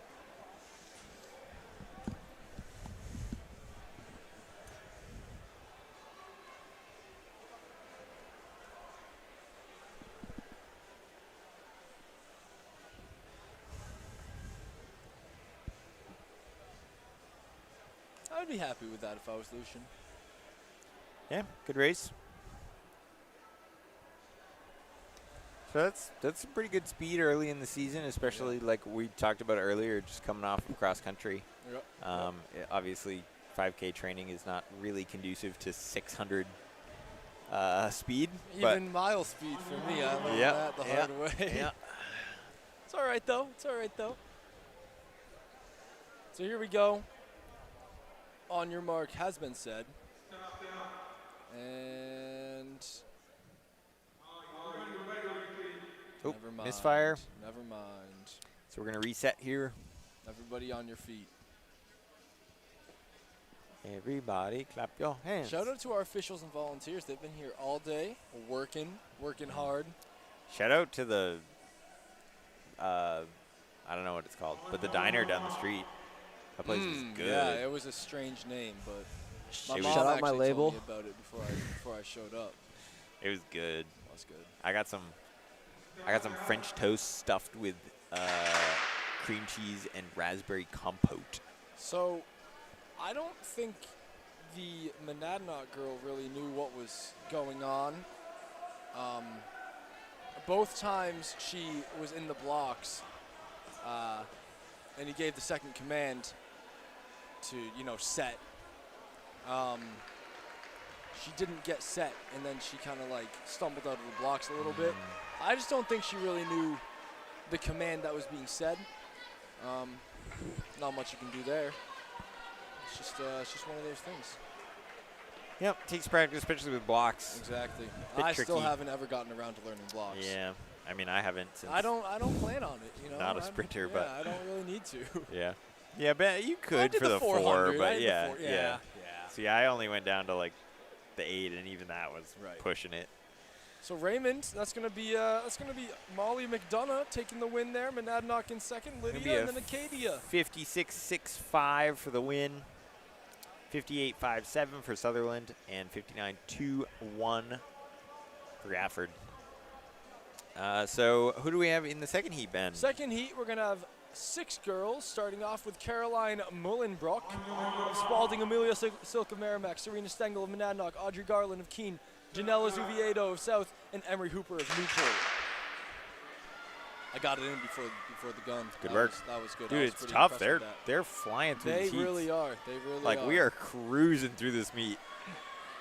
And, all right, so it might be a little tough to see, or a little deceiving, looking at the live stream or the camera we got going right here, as who's in front. Yeah, And that's just because you're staying in your lane the whole time. So It's generally, tough with the stagger. I would say that right now, Amelia Seek of Merrimack is going to be in the front. She's going to have quite less distance to run on this turn Yep. than the South, and that's exactly what happens. Yeah, so obviously with the stagger, ooh, actually might have a race here. We're gonna Caroline have, of Spalding. It's going to be Oh, didn't it's going to be quite Merrimack. get there. Amelia just barely takes out Caroline there. that was pretty good race, though. though. You're going to have a 52.15 from Amelia. Caroline runs 52.26, and Janellis runs 54.34 to round out your top 3 in that heat. Which is going to bring us right into Heat 3. I feel like you got to get these names off fast. Yeah, They're you flying through really this, do. You know? Yeah, we already got the white flag ready to go. So in this third heat, we're going to have Caroline Andrade of Nashua South, Layla Takakoshi of Spalding, Pearl Nelson of South, Riley Parzik of Merrimack, Haley Song of Hanover, and Michaela Harwood of Monadnock. Yeah, so obviously the runners on the inside lane are going to be catching up to the runners on the outside lane, assuming they all run the same speed, just because if you run the same speed and the same distance, then you're going to finish at the same time. So by the time that they get to the finish line, they're going to be all even. But So they're once starting they get further around- back, right? Right. So once they get around this last bend, coming down the last Then straightaway, they should be even, all yeah. even if they ran the exact same speed. Right. So if you have somebody who's on the inside lane who is ahead of somebody on an outside lane, then they're definitely in the lead. 100%. Yes. But it's a little bit hard to tell because sometimes you have somebody who looks like they're in the lead on the outside, but with the stagger, they may not be. But I do believe Song of Hanover is flying. actually in the lead, yes. And then I think that's Pearl Nelson right there, who she's not going to catch Song. No. She's, So Song, she's zipping around even this with the track. stagger, she is quite far in the lead. Right. And so the stagger, it doesn't mean anything distance-wise. It's just, in my opinion, it gets a little tough mentally. If you're all the way back there, you know, if you don't like catching people and you're in lane 1, it's probably going to be a tougher race for you than if you were someone who likes to run from the front and you were in lane 6. Right. Yes. Obviously, like, you know, everyone's running the same distance. So even though it looks like you're starting further back, like with the turns, you're all running the same distance. It's just a preference of, do you like racing from behind and seeing where everybody is? Do you like racing in front and trying to just outrun everybody? Like, but obviously, you know, you don't get to choose your lane. So in the outside lane going in, you're going to have Candel to Rodriguez to Yockel to Lee to O'Neill to Junkins. That's from lane 6 to lane 1. Yo, my bad, boys. Oh, that is A-OK. Jamie Leno giving us a great camera shot here. Bro, this might be the hardest event to be a cameraman for. I would agree with that. Yeah, it's tough. It's tough when people stay in their lanes. Right. Because some of the outside lane on the back turn is tough to cover. That's going to be Candell of Merrimack. Big surge here. Oh. Almost saw a stumble. Yeah, big surge there, I think, from Junkins. Came out of nowhere, almost took that. Wait, did they just call the 1,000?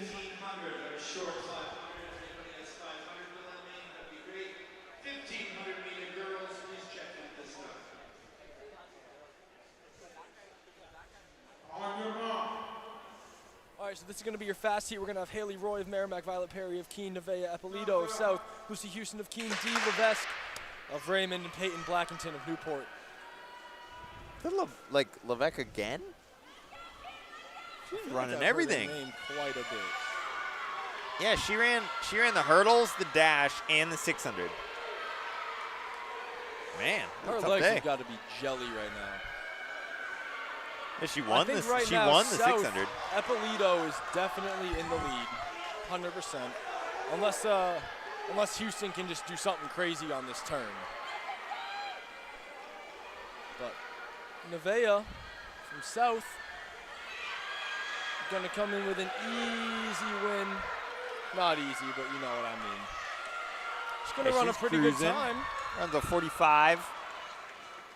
That's a big PR for her, I believe. She came in with a seat time of 46.72, and she finished 45.32. Nice, takes a second and a half off. The results up. So a great race there, and already we are into the boys 300 meters. Wow, okay. Oh, and we're getting commands We already. Oh, my already have goodness. commands. Okay, we got Gavin McRae, Tyson Schooneman, and August Gafford. Got him in. Jeez, we are flying. 2 Raymonds and a Conval here. I'm really liking this speed that the meet's moving. I know, this is nice. Unless you went for your warm-up, like, Yeah, I was just saying, unless I was actually racing. yeah, if you're in the 1500 and you went for your warm-up, like, you know, an event ago, I think you might be in trouble. I would agree with that.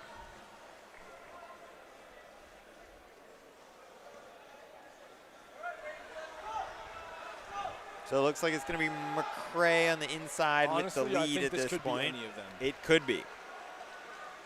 It's See, gonna look, the curve does not matter. Oh, these guys. here we go. Schooneman catching up. But also Gafford on the outside. Oh, Gafford. Oh, late surge from Gafford. Gafford and he takes takes it. Oh, he keeps running. He had more. Hey, he could have run an He 800. kept running. He could have ran more.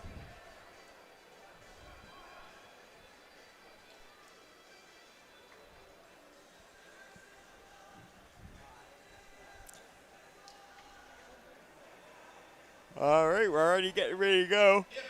Excuse me. We're already getting ready to go for Heat 2. We got the white flag up. It's going to be Corey Dawes of Spalding, Brody Thompson of Conval, Tyler Dunphy of Raymond, Johnny Hooper of Newport, and Michael Cunningham of Kearsarge.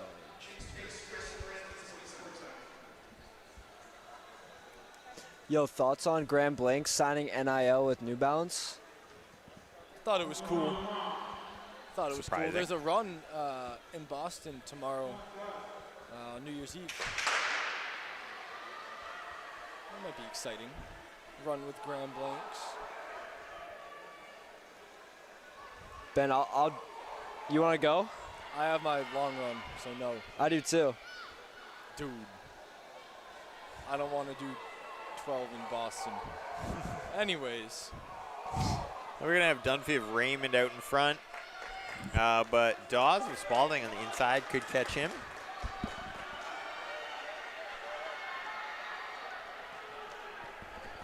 I don't think Dunphy wants that to happen.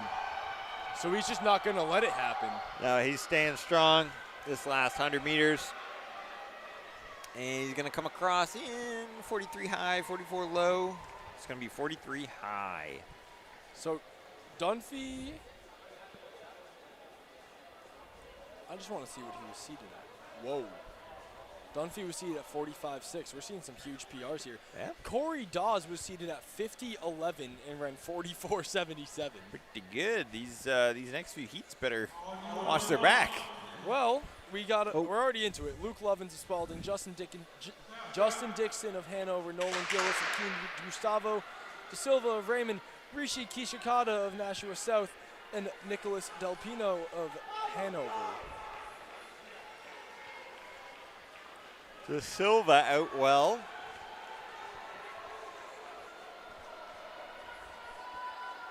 And I think Gillis too. See, I think this is going to be a close one coming off the turn. It is going to be a close one. So Gillis takes the lead now coming out of the turn. Onto the straightaway. He's going to hold it.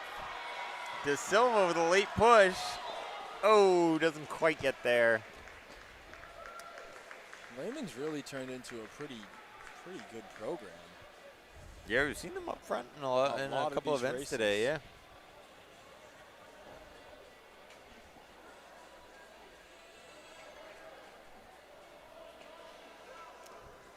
All right, so Gillis wins that 41-6-1 over De Silva.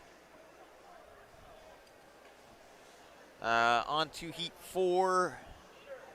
We have Centrella of Merrimack, Cassidy of Merrimack, Heath of Stevens, Menez of South, Walenk of Raymond, and Bates of Keene.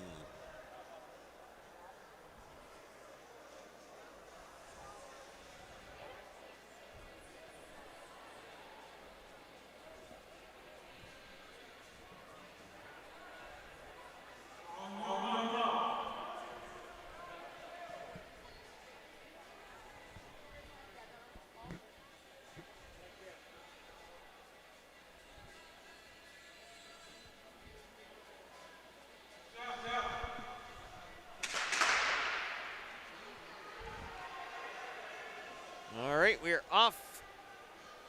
Oh, shoot.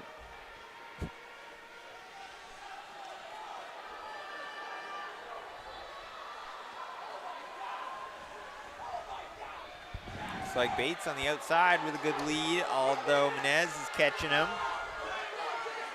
And I think Menez is going to come out of the corner with the lead. 100%. It's a really solid race from him. Yeah, he's cruising. I don't think he broke 39, but he was just there. Yeah, he's going to be 39 low. 39.11, yep. And 40.41. That was a great race. Yo, Cats Ben, at who's your pick? 4:58. In this in the finals / the fifth heat? Well, I think Menez is going to get into the top 4 at least overall. But you look at Heat 5, you got Luca Cable, who was very close to Chris Stevens. Wow, actually, you got some dogs in this heat. Luca Cable, Peyton Joslin, Chris Stevens, Aiden Bradley, Joaquin Martin, Ryan Jansen. Chris Stevens is going to win the heat. Just throwing it out there. Then I think I got Bradley. Then I think I got my boy Joaquin Martin. I had a few conversations with him last season, and indoor seemed like quite the stand-up guy. Big fan of those Hanover boys over there, up north, up in Vermont. In Vermont. Yeah, pretty much. I mean, come on now. My boy Ty Nolan, I'm pretty sure lived in Vermont. Played soccer with him. Went to Hanover though. Oh, everybody on your feet. Never like to hear that. We should bring out the red card, though. Bro, this ain't soccer. Nah, they have red cards in track. Yeah. I know, but They have yellow cards in track? no, they have green and red cards. Yeah. You don't get a warning? Should be like a purple card. You just get banned. And they're off. Okay. Geez, Stevens out pretty quick here. That makes sense. Whoa. Already made Okay. up the stagger on pretty much everybody. And he's Wow. in the lead with 150 to go. He's running pretty fast today. 100 to go. He is moving. See if he can hold it on this back stretch, or front stretch, I suppose.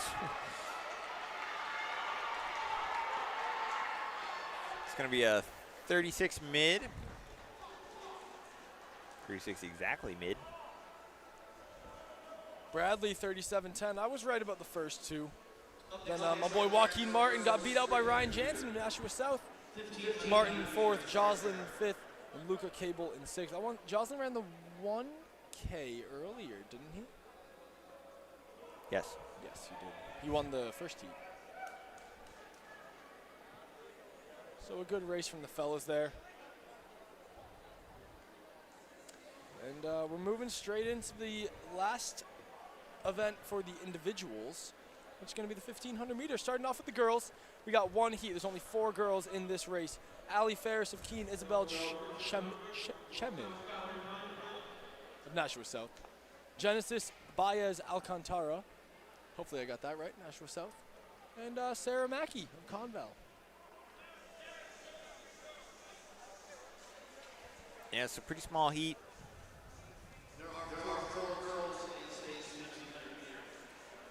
Hopefully we get some good competition so that these girls have somebody to run with. But looking at the seed times, I think most of them are going to be running by themselves, unfortunately. There's quite a big gap between all of them. Yeah, each girl has a different seed time than everybody else, which is unfortunate. It makes it a lot tougher during the race. Definitely, yeah. You know, a distance event like this, like, it is really helpful to run with somebody. I mean, that's true in sprints too. Like, you know, all the sprinters say, like, if you have good competition, like, it helps you. You know, but the distance events just get so spread out that, like, you know, like, even if you're only slightly faster or slower than somebody else, like, you're still going to be running pretty far apart from them. So that's the drawback of having small fields like this is, you know, you don't really have as much competition as you would like. Although we do have the 2 Nashua South teammates working together right now. That's Chemim and Alcantara. Yep, and then we do have Mackey and Ferris running somewhat close together. All right, so if Alcantara can hold that, she's in a very good spot. Yeah. She is seated at about 7 minutes, so if she can hold this, I'd say she's looking pretty good. Yeah, so we'll see. I think. Yeah, if I look at these seat times, I think these are estimations, just by the coach. Everything is the zeros except for the .88. So maybe the seat times maybe aren't accurate, and we will have a bit closer of a race than just looking at it on paper. Well, I'll tell you, Allie Ferris is no longer waiting around. She's gonna make a few passes here. Yeah, she went out. She went out pretty conservative in the back there, and then was like, "Wait a minute, I can run up front." So she did. Yeah, she's right up there now. So now we got a nice pack of 3. If they can try to stick together, then that would be helpful. But yeah, Ferris is. It's already kind of stringing out though. Ferris is going. She caught up to the Nashua South girls and then just kept going. Oop, had almost a slight collision. Don't worry about that. All good.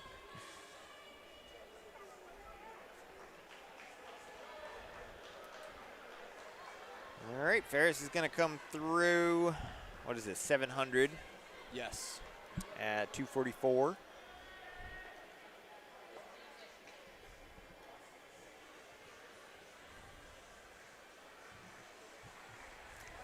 So we are at the halfway point right now, or at least Ferris is. So she's going to go through the 8 in 3:08, which puts her right in the 550s range, which is what she was seated at. So Good work, Coach, if that was an estimated seat time.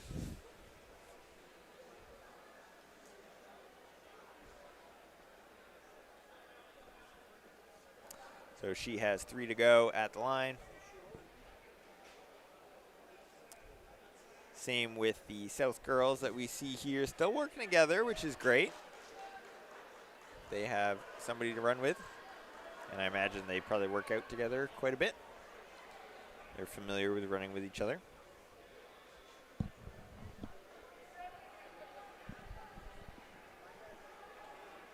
Jamie, what are you seeing?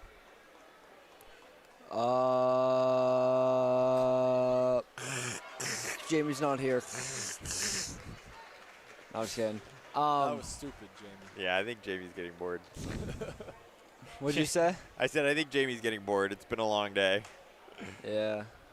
It Dude, was a long I'm not day good with the yesterday. I'm not good with the camera today. I'm not gonna lie. Jamie, you're doing great. Look at you with that Zoom action. Yeah, Jamie didn't get a lot of sleep last night either. I got about 3.5 hours. Yeah, similar. Yeah, I got about 6 hours and Oh. 45 minutes. Dude, that is But- killing it. Dude, you realize I averaged like 10 plus every night, so like it's a very big deficit. Yeah, it's not great. Yeah, it's not great. I just waking up pretty early with the minimal sleep was rough. Yeah. It was not Tough one. not what I wanted. And then driving up here was, oof. At least I had company. Davio drove up here alone. I did. Not bad, though. I don't mind driving. Womp womp. All right, so we come through the bell lap here for Ali Ferris. I think the coach might have gotten that right on the money. He kind of nailed this. If like, this is 550, it's going to be close.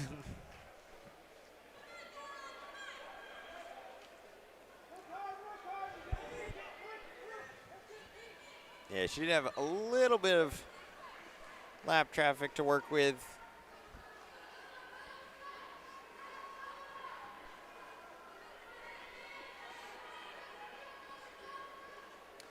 All right, so she's gonna come through. This is gonna be almost perfect. If this is 550, 7, 8, 9. that No was so way. perfect. Who is your coach? My goodness. Keen's coach is, wow. Hey, he knows what's up. He knows ball. Or she. Or she I don't knows actually. ball. Where is the King coach? Is that him right there? I don't know. Can't find them. Ooh, big kick here. Nice. What was that right there? That was, I don't want to say it was Chemin. It is 6:17. Her She was teammate seated at coming through. 6:15. Pretty good seat times here. And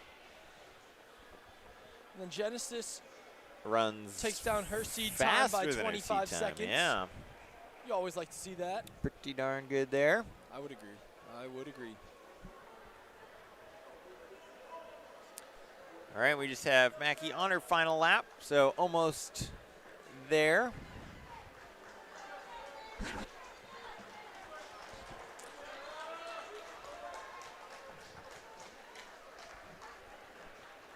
But yeah, I'm impressed with the seating. That was pretty good.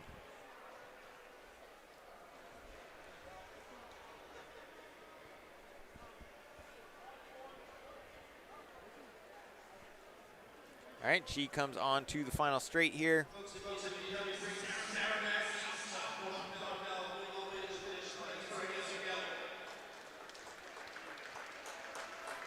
And she runs pretty strong through the line.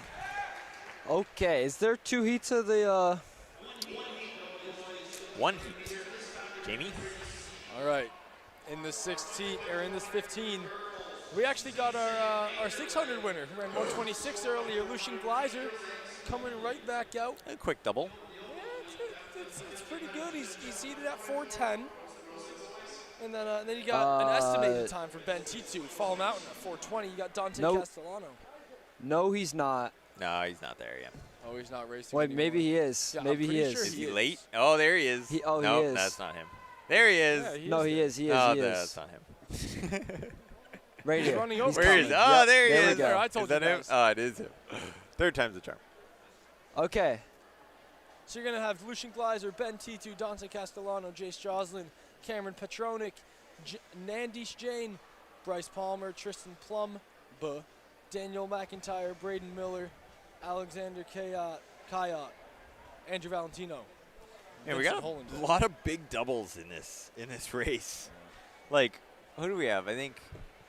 Wait, do we? Yeah, I mean, Gleiser doubled. Let's see. We got Joslin, Dante. Joslin doubled. Dante Castellano. I thought. Oh, he did do the 3K. Yeah. I think Dante do the 3K? Dante's fresh. No, he's T2 fresh. did the 3K. Yeah. Dante's fresh. But then Dante is actually going to be Jamie Lano's teammate next year. Jane of Hanover doubled. Plum doubled, I think. Valentino doubled. That's what you love to see. Yeah, jeez. Let's see if Gleiser's legs are feeling good. Can he hang with Castellano after that 600? I really like the jerseys Hanover have this year, by the way. Yeah, so we got Castellanos going out front. Looks like, let's see, Patrick in there. T2 going out around on the outside up into third. So Gleiser, I think, is playing this pretty well. He just can't let Castellano create a gap. He just ran a 126. He's probably not – the smartest move wouldn't be to go out in front and lead this race. Right. So he's just going to sit on Castellano's shoulder, see if he can hang. If he can, then in the last 200, he might have the best top-end speed in this heat. So he's in a pretty good spot in the last 200 if he's right there. So I think that's pretty much got to be the game plan for him here. Yeah, they're not going out crazy here. No. They go through in 71, which is like pretty reasonable for a lot of these guys. 71. Yep. So yeah, they're definitely not going out like crazy. That does play to Gleiser's advantage here, though.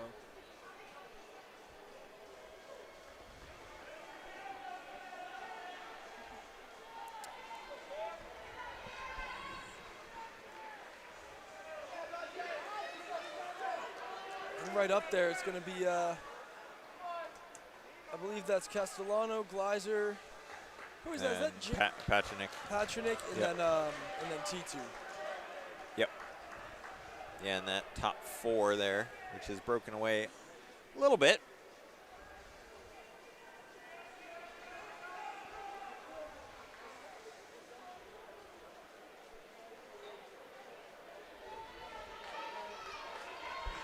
But they're still pretty tight, that top four.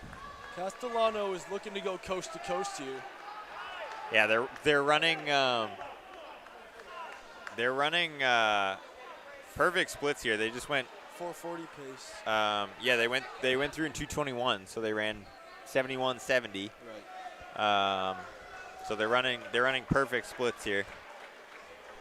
See if I think probably gonna negative split this.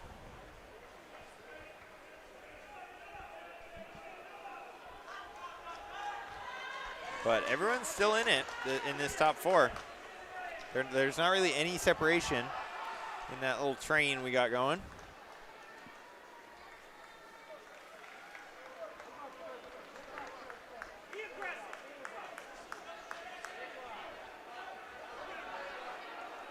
It's like T2 falling off a little bit on that last lap. How many laps to go, Davio? We got There's two I to wanna go. say 2 to go at this point. Yep. Okay. But it's still Castellano, Gleiser, and Petronic. Oh, and here goes Gleiser on the back stretch with 2 to go. That So it's about 300 meters to go. He makes his move. And he made Dante's just it. got to stay close. I don't think it's unrealistically early, but Castellano might have a little bit left going into this last lap. Let's see. Now Gleiser went a lap and a half to go. Gleiser has his tongue out. That's a strange strategy. I don't know if that's a strategy, I Ben. think it definitely is a strategy. If you But yeah, asked him, he would say it's I like strategy. Gleiser made that move like hard. He just Yeah. like was decisive. He went right around Whoa. and was like, you know, when he goes, he goes. Here he goes.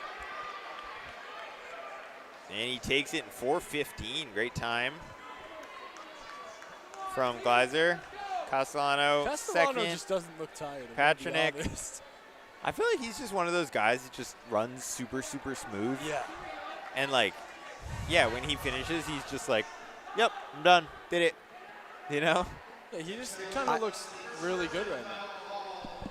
I know he did just race a 2 mile a couple days ago, so. Okay. Gleiser just did like a kick-up thing, and then with the pound chest. Pound his chest. He's pretty pumped up. So Gleiser with a 4:16, Castellano 4:18, Pachinek 4:20. T2 falls off a little bit, runs a 4:31, but that's pretty good for a double for him coming off the 3K. It's a great That's double. a pretty tough double. What'd you have for that last lap, Davio? It was a 30.68. Yeah, for Lucian, runs a 30.68. Rounding out your top three is going to be Castellano at 4:18.71, and then Cameron Petronik at 4:20.28. Let's hear it, Sarah.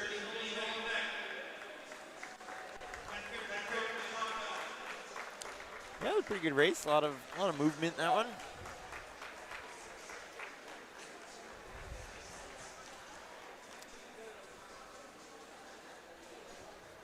Yeah, I think Lucian just with the speed there, that last 2 laps or so. That's going to do it for our individual events. Yes. But we still got 4 more relays, Yeah, we're starting off the relays with the girls 4x4. which is going to be just one heat. It's going to be 4 teams. You got Keene, Nashua South, Merrimack, and Newport going in 2, 3, 4, and 5 lanes respectively. Yeah, so it's going to be a 3-turn stagger, which means the lead-off legs stay in their lane for their entire leg.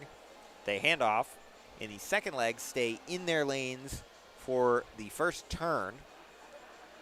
And then once they get, oh wait, I'm thinking 4x2. I think for the 4x4, it's just lane for the first You're right. lap. You're and then right. You get back in.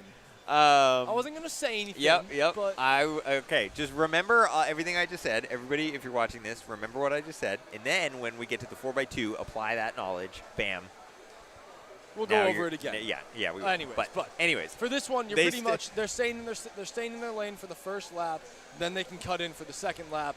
yes. Every leg is 2 laps and Yeah. 8 laps. So yeah, total for in it. the background of this shot here, you can see the cones that are out on the track, not the interior cones on the inside lane, but the cones going across the track, and those are the cut-in point. So after the first lap, they hit those cones, and they can cut into lane 1.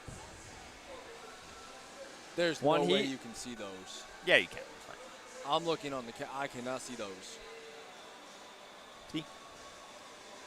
Oh, I guess so. Cones. I guess so. Well, anyways, you'll see them in just a second when they run When by. Jamie zooms in on them. Yes, correct.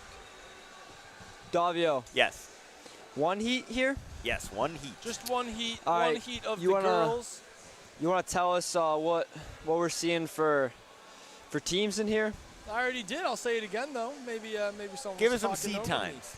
Well, I can actually tell you the seed times right now. Keene seed at 4:56. Nashua South is the fastest seed by quite a bit at 4:34. Merrimack at 4:52 and Newport at 5 flat.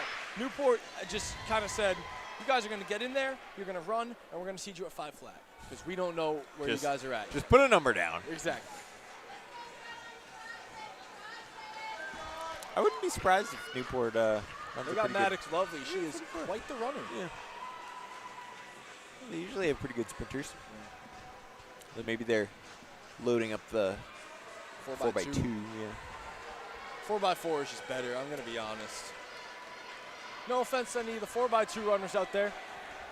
4x4 is just more exciting. Well, right now we got Keene's leadoff leg in the lead.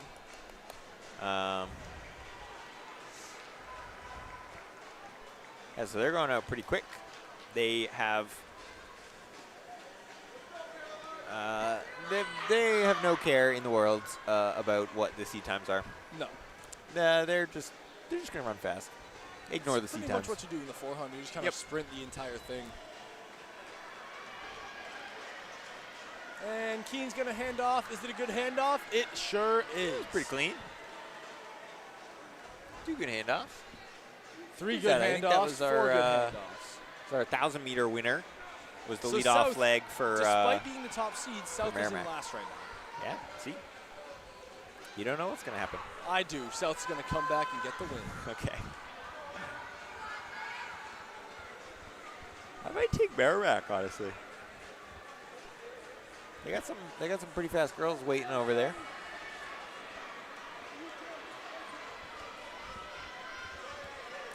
All right, so one more lap to go on this second leg. Merrimack closing a little bit. She's gonna go around. She is gonna go around.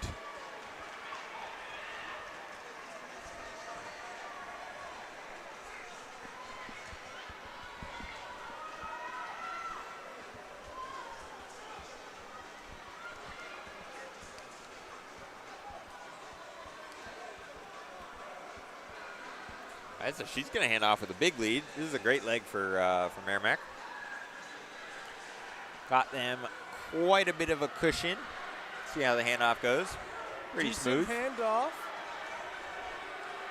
Is that, Moving on, I told you South is going to come back here. I'm taking Merrimack. That's the safe pick. That's no fun. Yeah, well, too bad. I called it, though, when they weren't in the lead. You did say that. I did hear you say that. So, I don't know. I feel like that's reasonable. No, it is reasonable. I understand.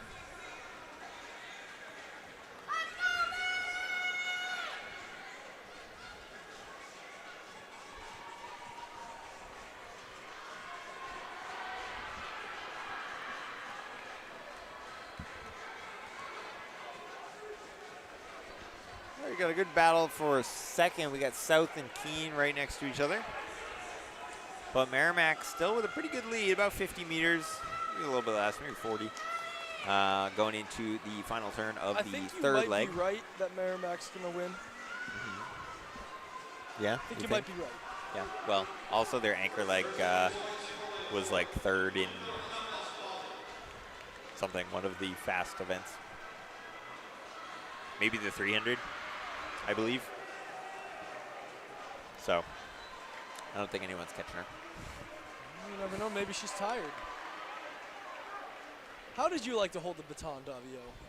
I held it pretty low in my right hand. Like I held like the bottom of it, I held it bottom in like my a left hand. like but- a sword-ish. So I would grab it in my left, and Yep. then when I got with 100 to go in the 4x4, I would switch to my right Oh, that's weird. and then hand off with my right. I would switch immediately. So I would get it with my left, do the little shuffle, because I mostly ran Right. the 4x8. I would do a little shuffle, get it my left, immediately transfer to my right, Yeah. and I would hold it at the base. I held it pretty low too. Yeah, I held it at the base. You know, not like as much as I can when I just transfer Right. it super quick. But yeah, I would hold it at the base and just kind of swing it. Yeah. I was a big fan of transferring to the right for the handoff. Yeah, no, I did it early. I just liked running with it in my left. Anyways, Merrimack's going to come out with a big victory here. Yeah, it was a great race, and then they're going to run 4:48. Maddox Lovely, I want to say that's her. Not 100% sure.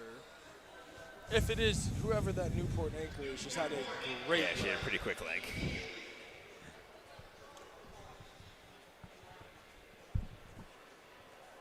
That was fast. Quite quick. She was in last by like 5 seconds. And then just mobbed, if you will.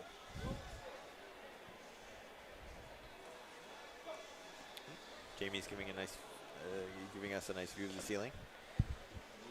Great netting up there. I'm telling you, it's that camera drift I was talking about. Well, moving on to the boys 4x400 meters. It's the first heat of two. You're going to have 3 teams in this heat. It's going to be Newport in lane 2, Conval. Oh. Conval in lane 3, and Spalding in lane 4.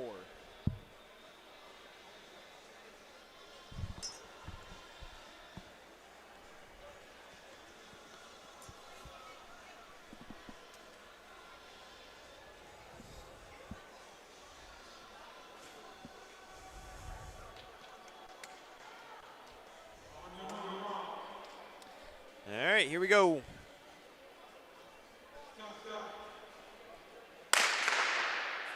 Is there 2 heats of this? There are 2 heats, yes. 2 heats.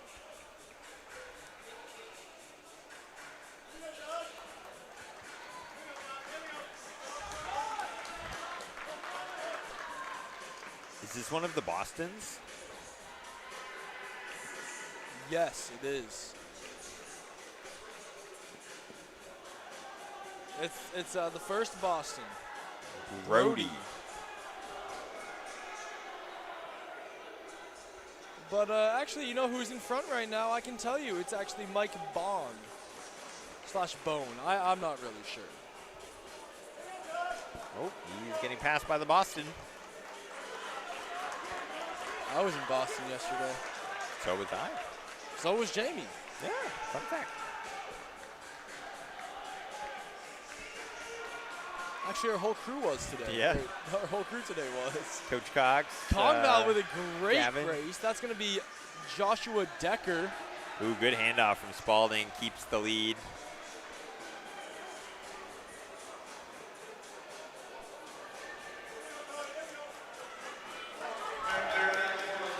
Whoa, Spalding just took a big lead. That's going to be Luke Lovins.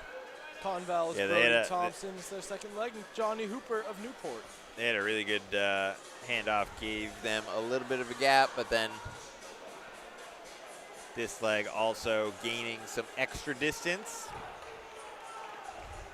See if he can hold this pace for another 200. I always had a bad 400. I would go out and I would negative split it. Yeah, I always went out slow. I just don't know why, because I Yeah. could have ran so much faster if I had just gone out really hard. Oh, I never did that. No, if you can't negative split it, you can't run it. I don't Yeah, know if but I that did applies to the negative split it. 400, but And I did negative split it.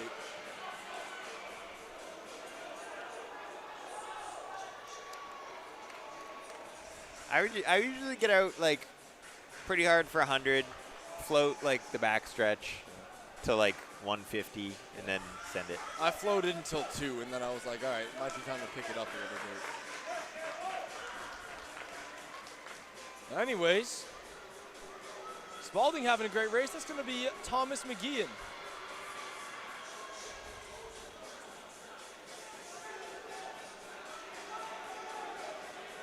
And Newport's trying to get a second over Conval here. He's just running in the other lane. Yeah, he won't let him go.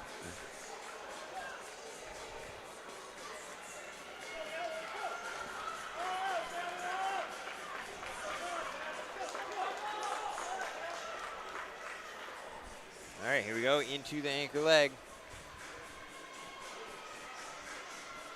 Spalding is going to hand off. It's going to be Trevor Cormier. Bad handoff. He's laughing about it. Conval's handing off to Mason DeShane. And Newport is handing off to Bryce Palmer. Did it tell you the order? No, I'm just honestly guessing. Oh, okay. I know Well, those are the at four some that are point, racing. at some point during the race, those names were holding the baton. Yes. Okay. We'll know when we get to Monadnock, 'cause I know some of their guys. Okay.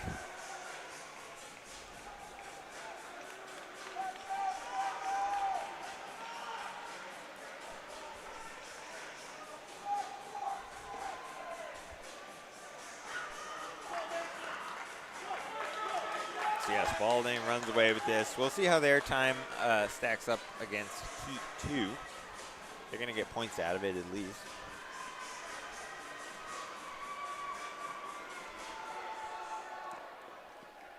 We have 4:15 for them. Spalding to Conval to Newport. Moving on to Heat 2, it's Monadnock, Merrimack, Nashua South, and Hanover. If this is Hanover's actual squad that I'm seeing on the screen right now, then their 4-minute time is going to be way faster than 4 minutes. They got... Is that their squad? Oh, it is. Okay. That is a fast team right there. Looks like Lucian leading off there. Lucian, you got my boy Aiden Bradley. I believe there's a certain Justin Dixon in there. Excuse me, I don't know the last one. Well, Merrimack comes in seed at 3:40, which is a very legit time for this early in the indoor season. But Monadnock is going to be Gavin Lombara first. Lucian is leading off. He's in the farthest lane out, so we'll see if he can get out and just stay in the lead.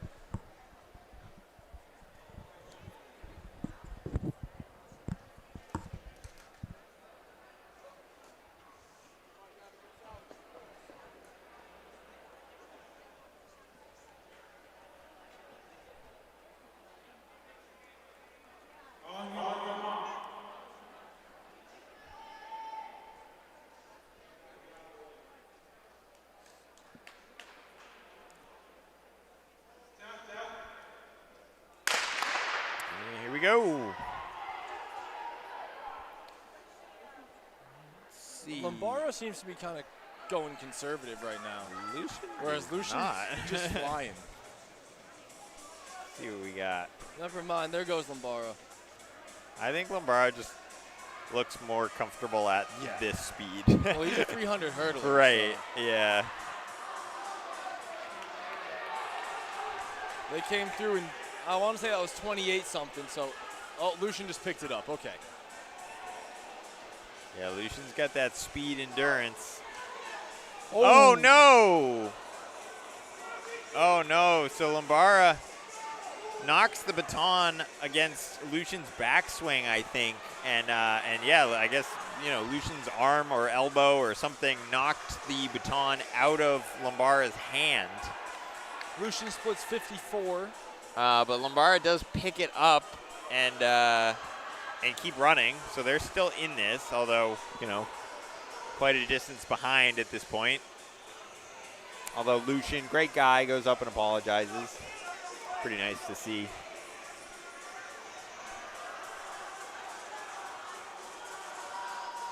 That's tough. I'll be honest, I didn't really see what happened there. I think it was just the backswing just caught the baton, yeah. Just an unlucky one. Yeah. Like one was swinging the baton forward, and the other person was swinging their elbow back, and just, knocked together. Happens in the relays. So I got to hold on to that baton, I never really held on to it that hard. I probably should have. Hey, careful. Hanover's handed off in a pretty good spot.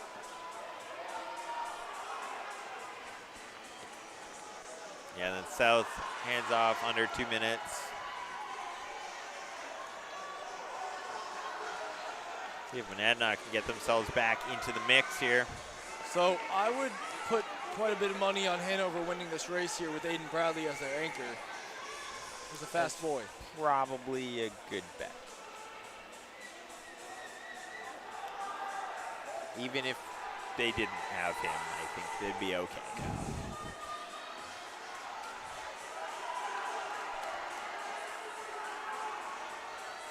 Got a solid 50 meters.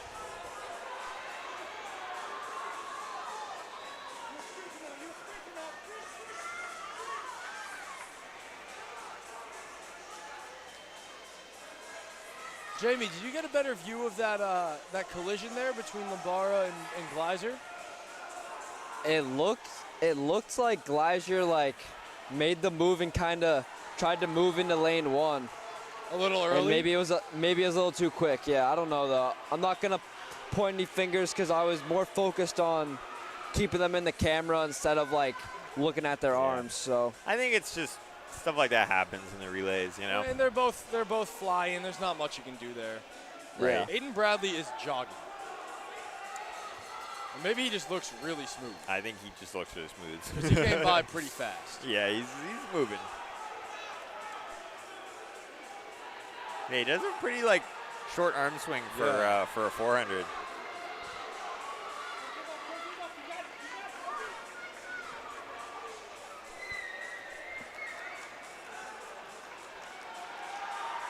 All right, so Hanover's going to come through in 3:52, right around there. South is going to come in second, and Monadnock, despite the baton drop, Yeah, still comes back. Peyton Joslin. So yeah, I'd say Monadnock's like fighting for that win without that baton drop, unfortunately. They might have gotten it. Yeah, yeah, That definitely. probably dropped a good 12 seconds off of that time. Yeah, so unlucky for them. So on to the girls, 4x200 meters. Who do we have in the girls? We only 4x2? have one heat. All right. And it's going to be Kearsarge in lane 1.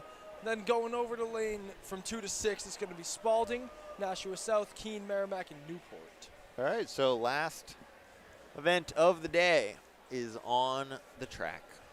How many boys heats is there?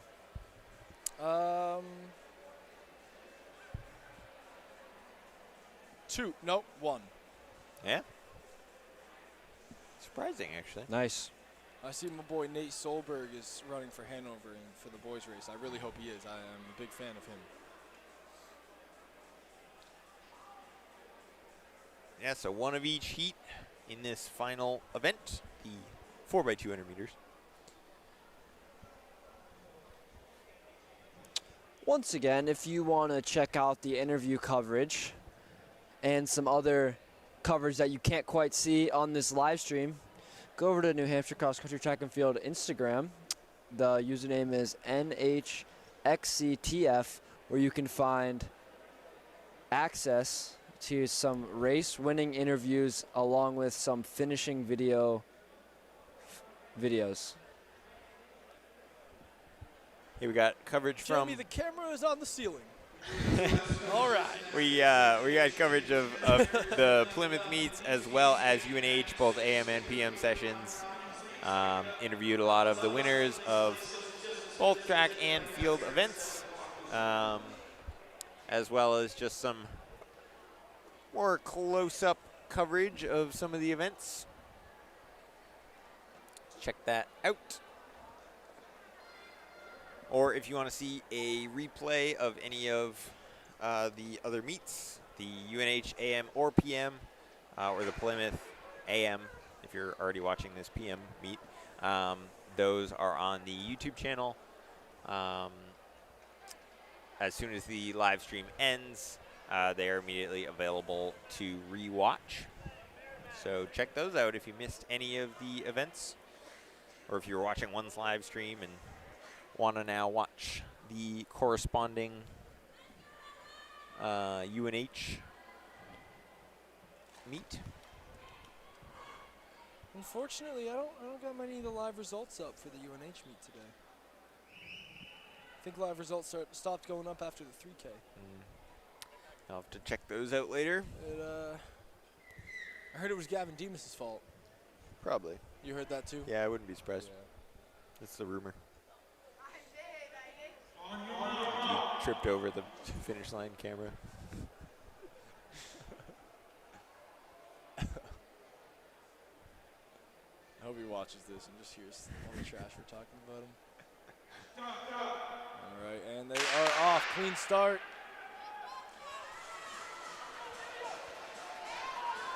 We got some good race time music going on right now. All right, here we go. We I'll got, tell you one thing. looks like Newport. Pretty good out there. South coming up, though. The best music for racing is the best song is "Shut Up and Drive" by Rihanna. It's the best running song out there. Ooh.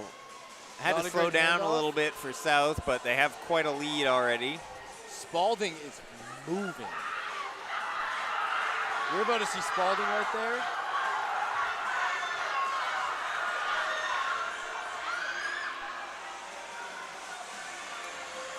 Yeah, South's still controlling it. See if this second handoff's a little bit cleaner. The first one a bit slow through the zone. Second one pretty good. Oh, good handoff from Spalding. That was beautiful.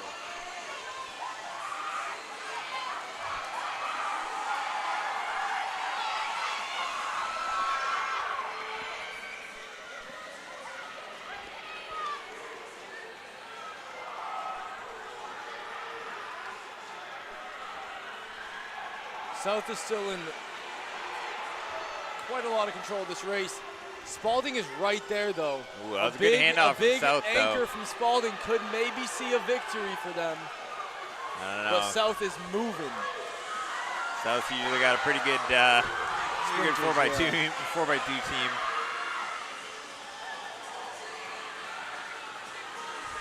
And it looks like she's going to hold that gap. She's tying up, but yeah, You can she's see the got head it. start moving a little bit more. But, yeah, runs strong through the line. We got 159 for them. Spalding just behind in a 202.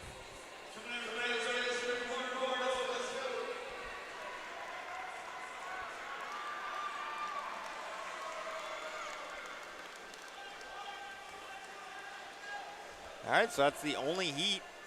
So Nashua South are the winners. Followed by Spalding and then Merrimack. And you move on to the boys 4x2. If you're looking at any of the heat sheets, it might seem a little fast. You got a 1:18 4x2 seed in here, which Unlikely. might be quite close to the world's record. Or under. Yeah, so so that might just be the 4x160. Yeah, I think so.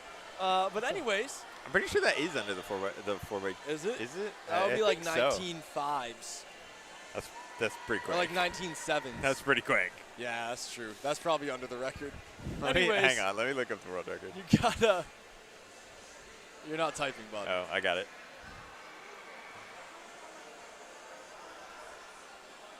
So Davio looking up the world's record.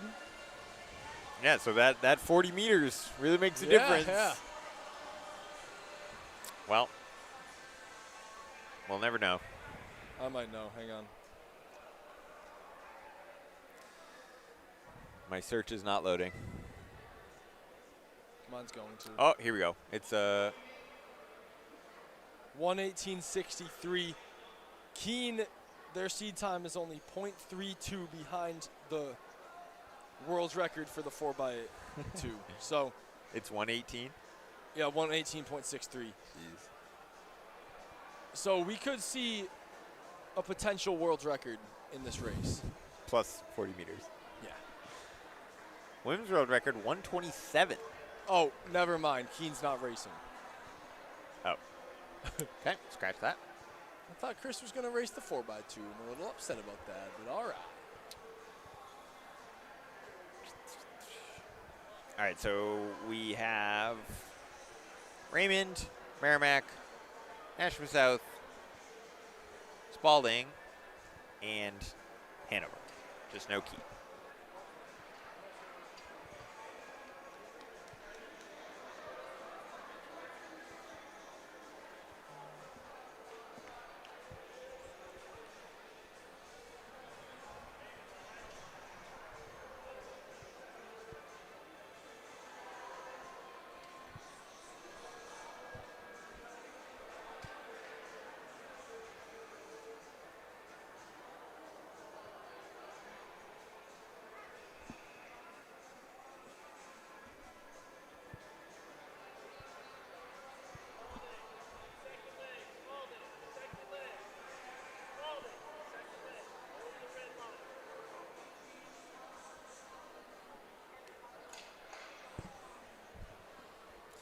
All right, just getting everything set up.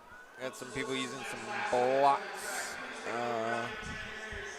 Giving everybody some instructions for the 3-turn stagger, Yeah. which I explained earlier by accident. You did. You did. That's okay. It's okay. So they will cut in on the second leg at the orange cones that you can see at the bottom of your screen right now. So not on the first leg when they get to the cones. Second leg gets to the cones, then they cut it. Everybody got that? All right, good.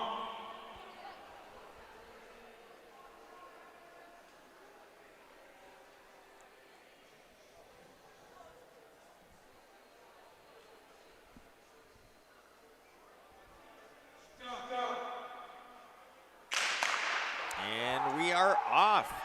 Final heat of the day. Alrighty. Got Spalding out very, very quickly here. South trying to chase South him down, is right though. there. Is that Michael? That's Menez? Menezes? Yeah. Menezes.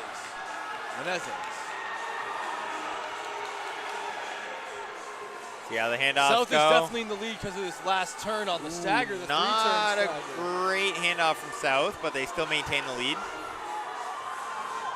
And here they get to the cut in. Nice, smooth cut in there from South. They know what they're doing.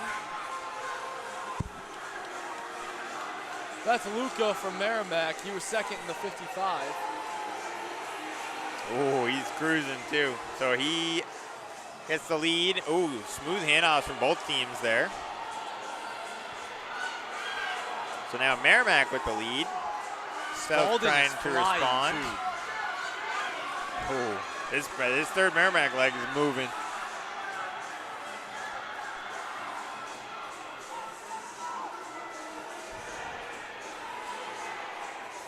Yeah, he put a think big Merrimack gap. might take this Yeah, one. he put a big gap on him.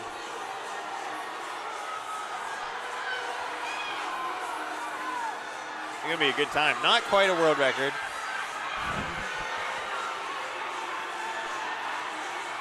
Oh, look at South though. Look at South. No way. No way. He got He it. got him. Oh my goodness.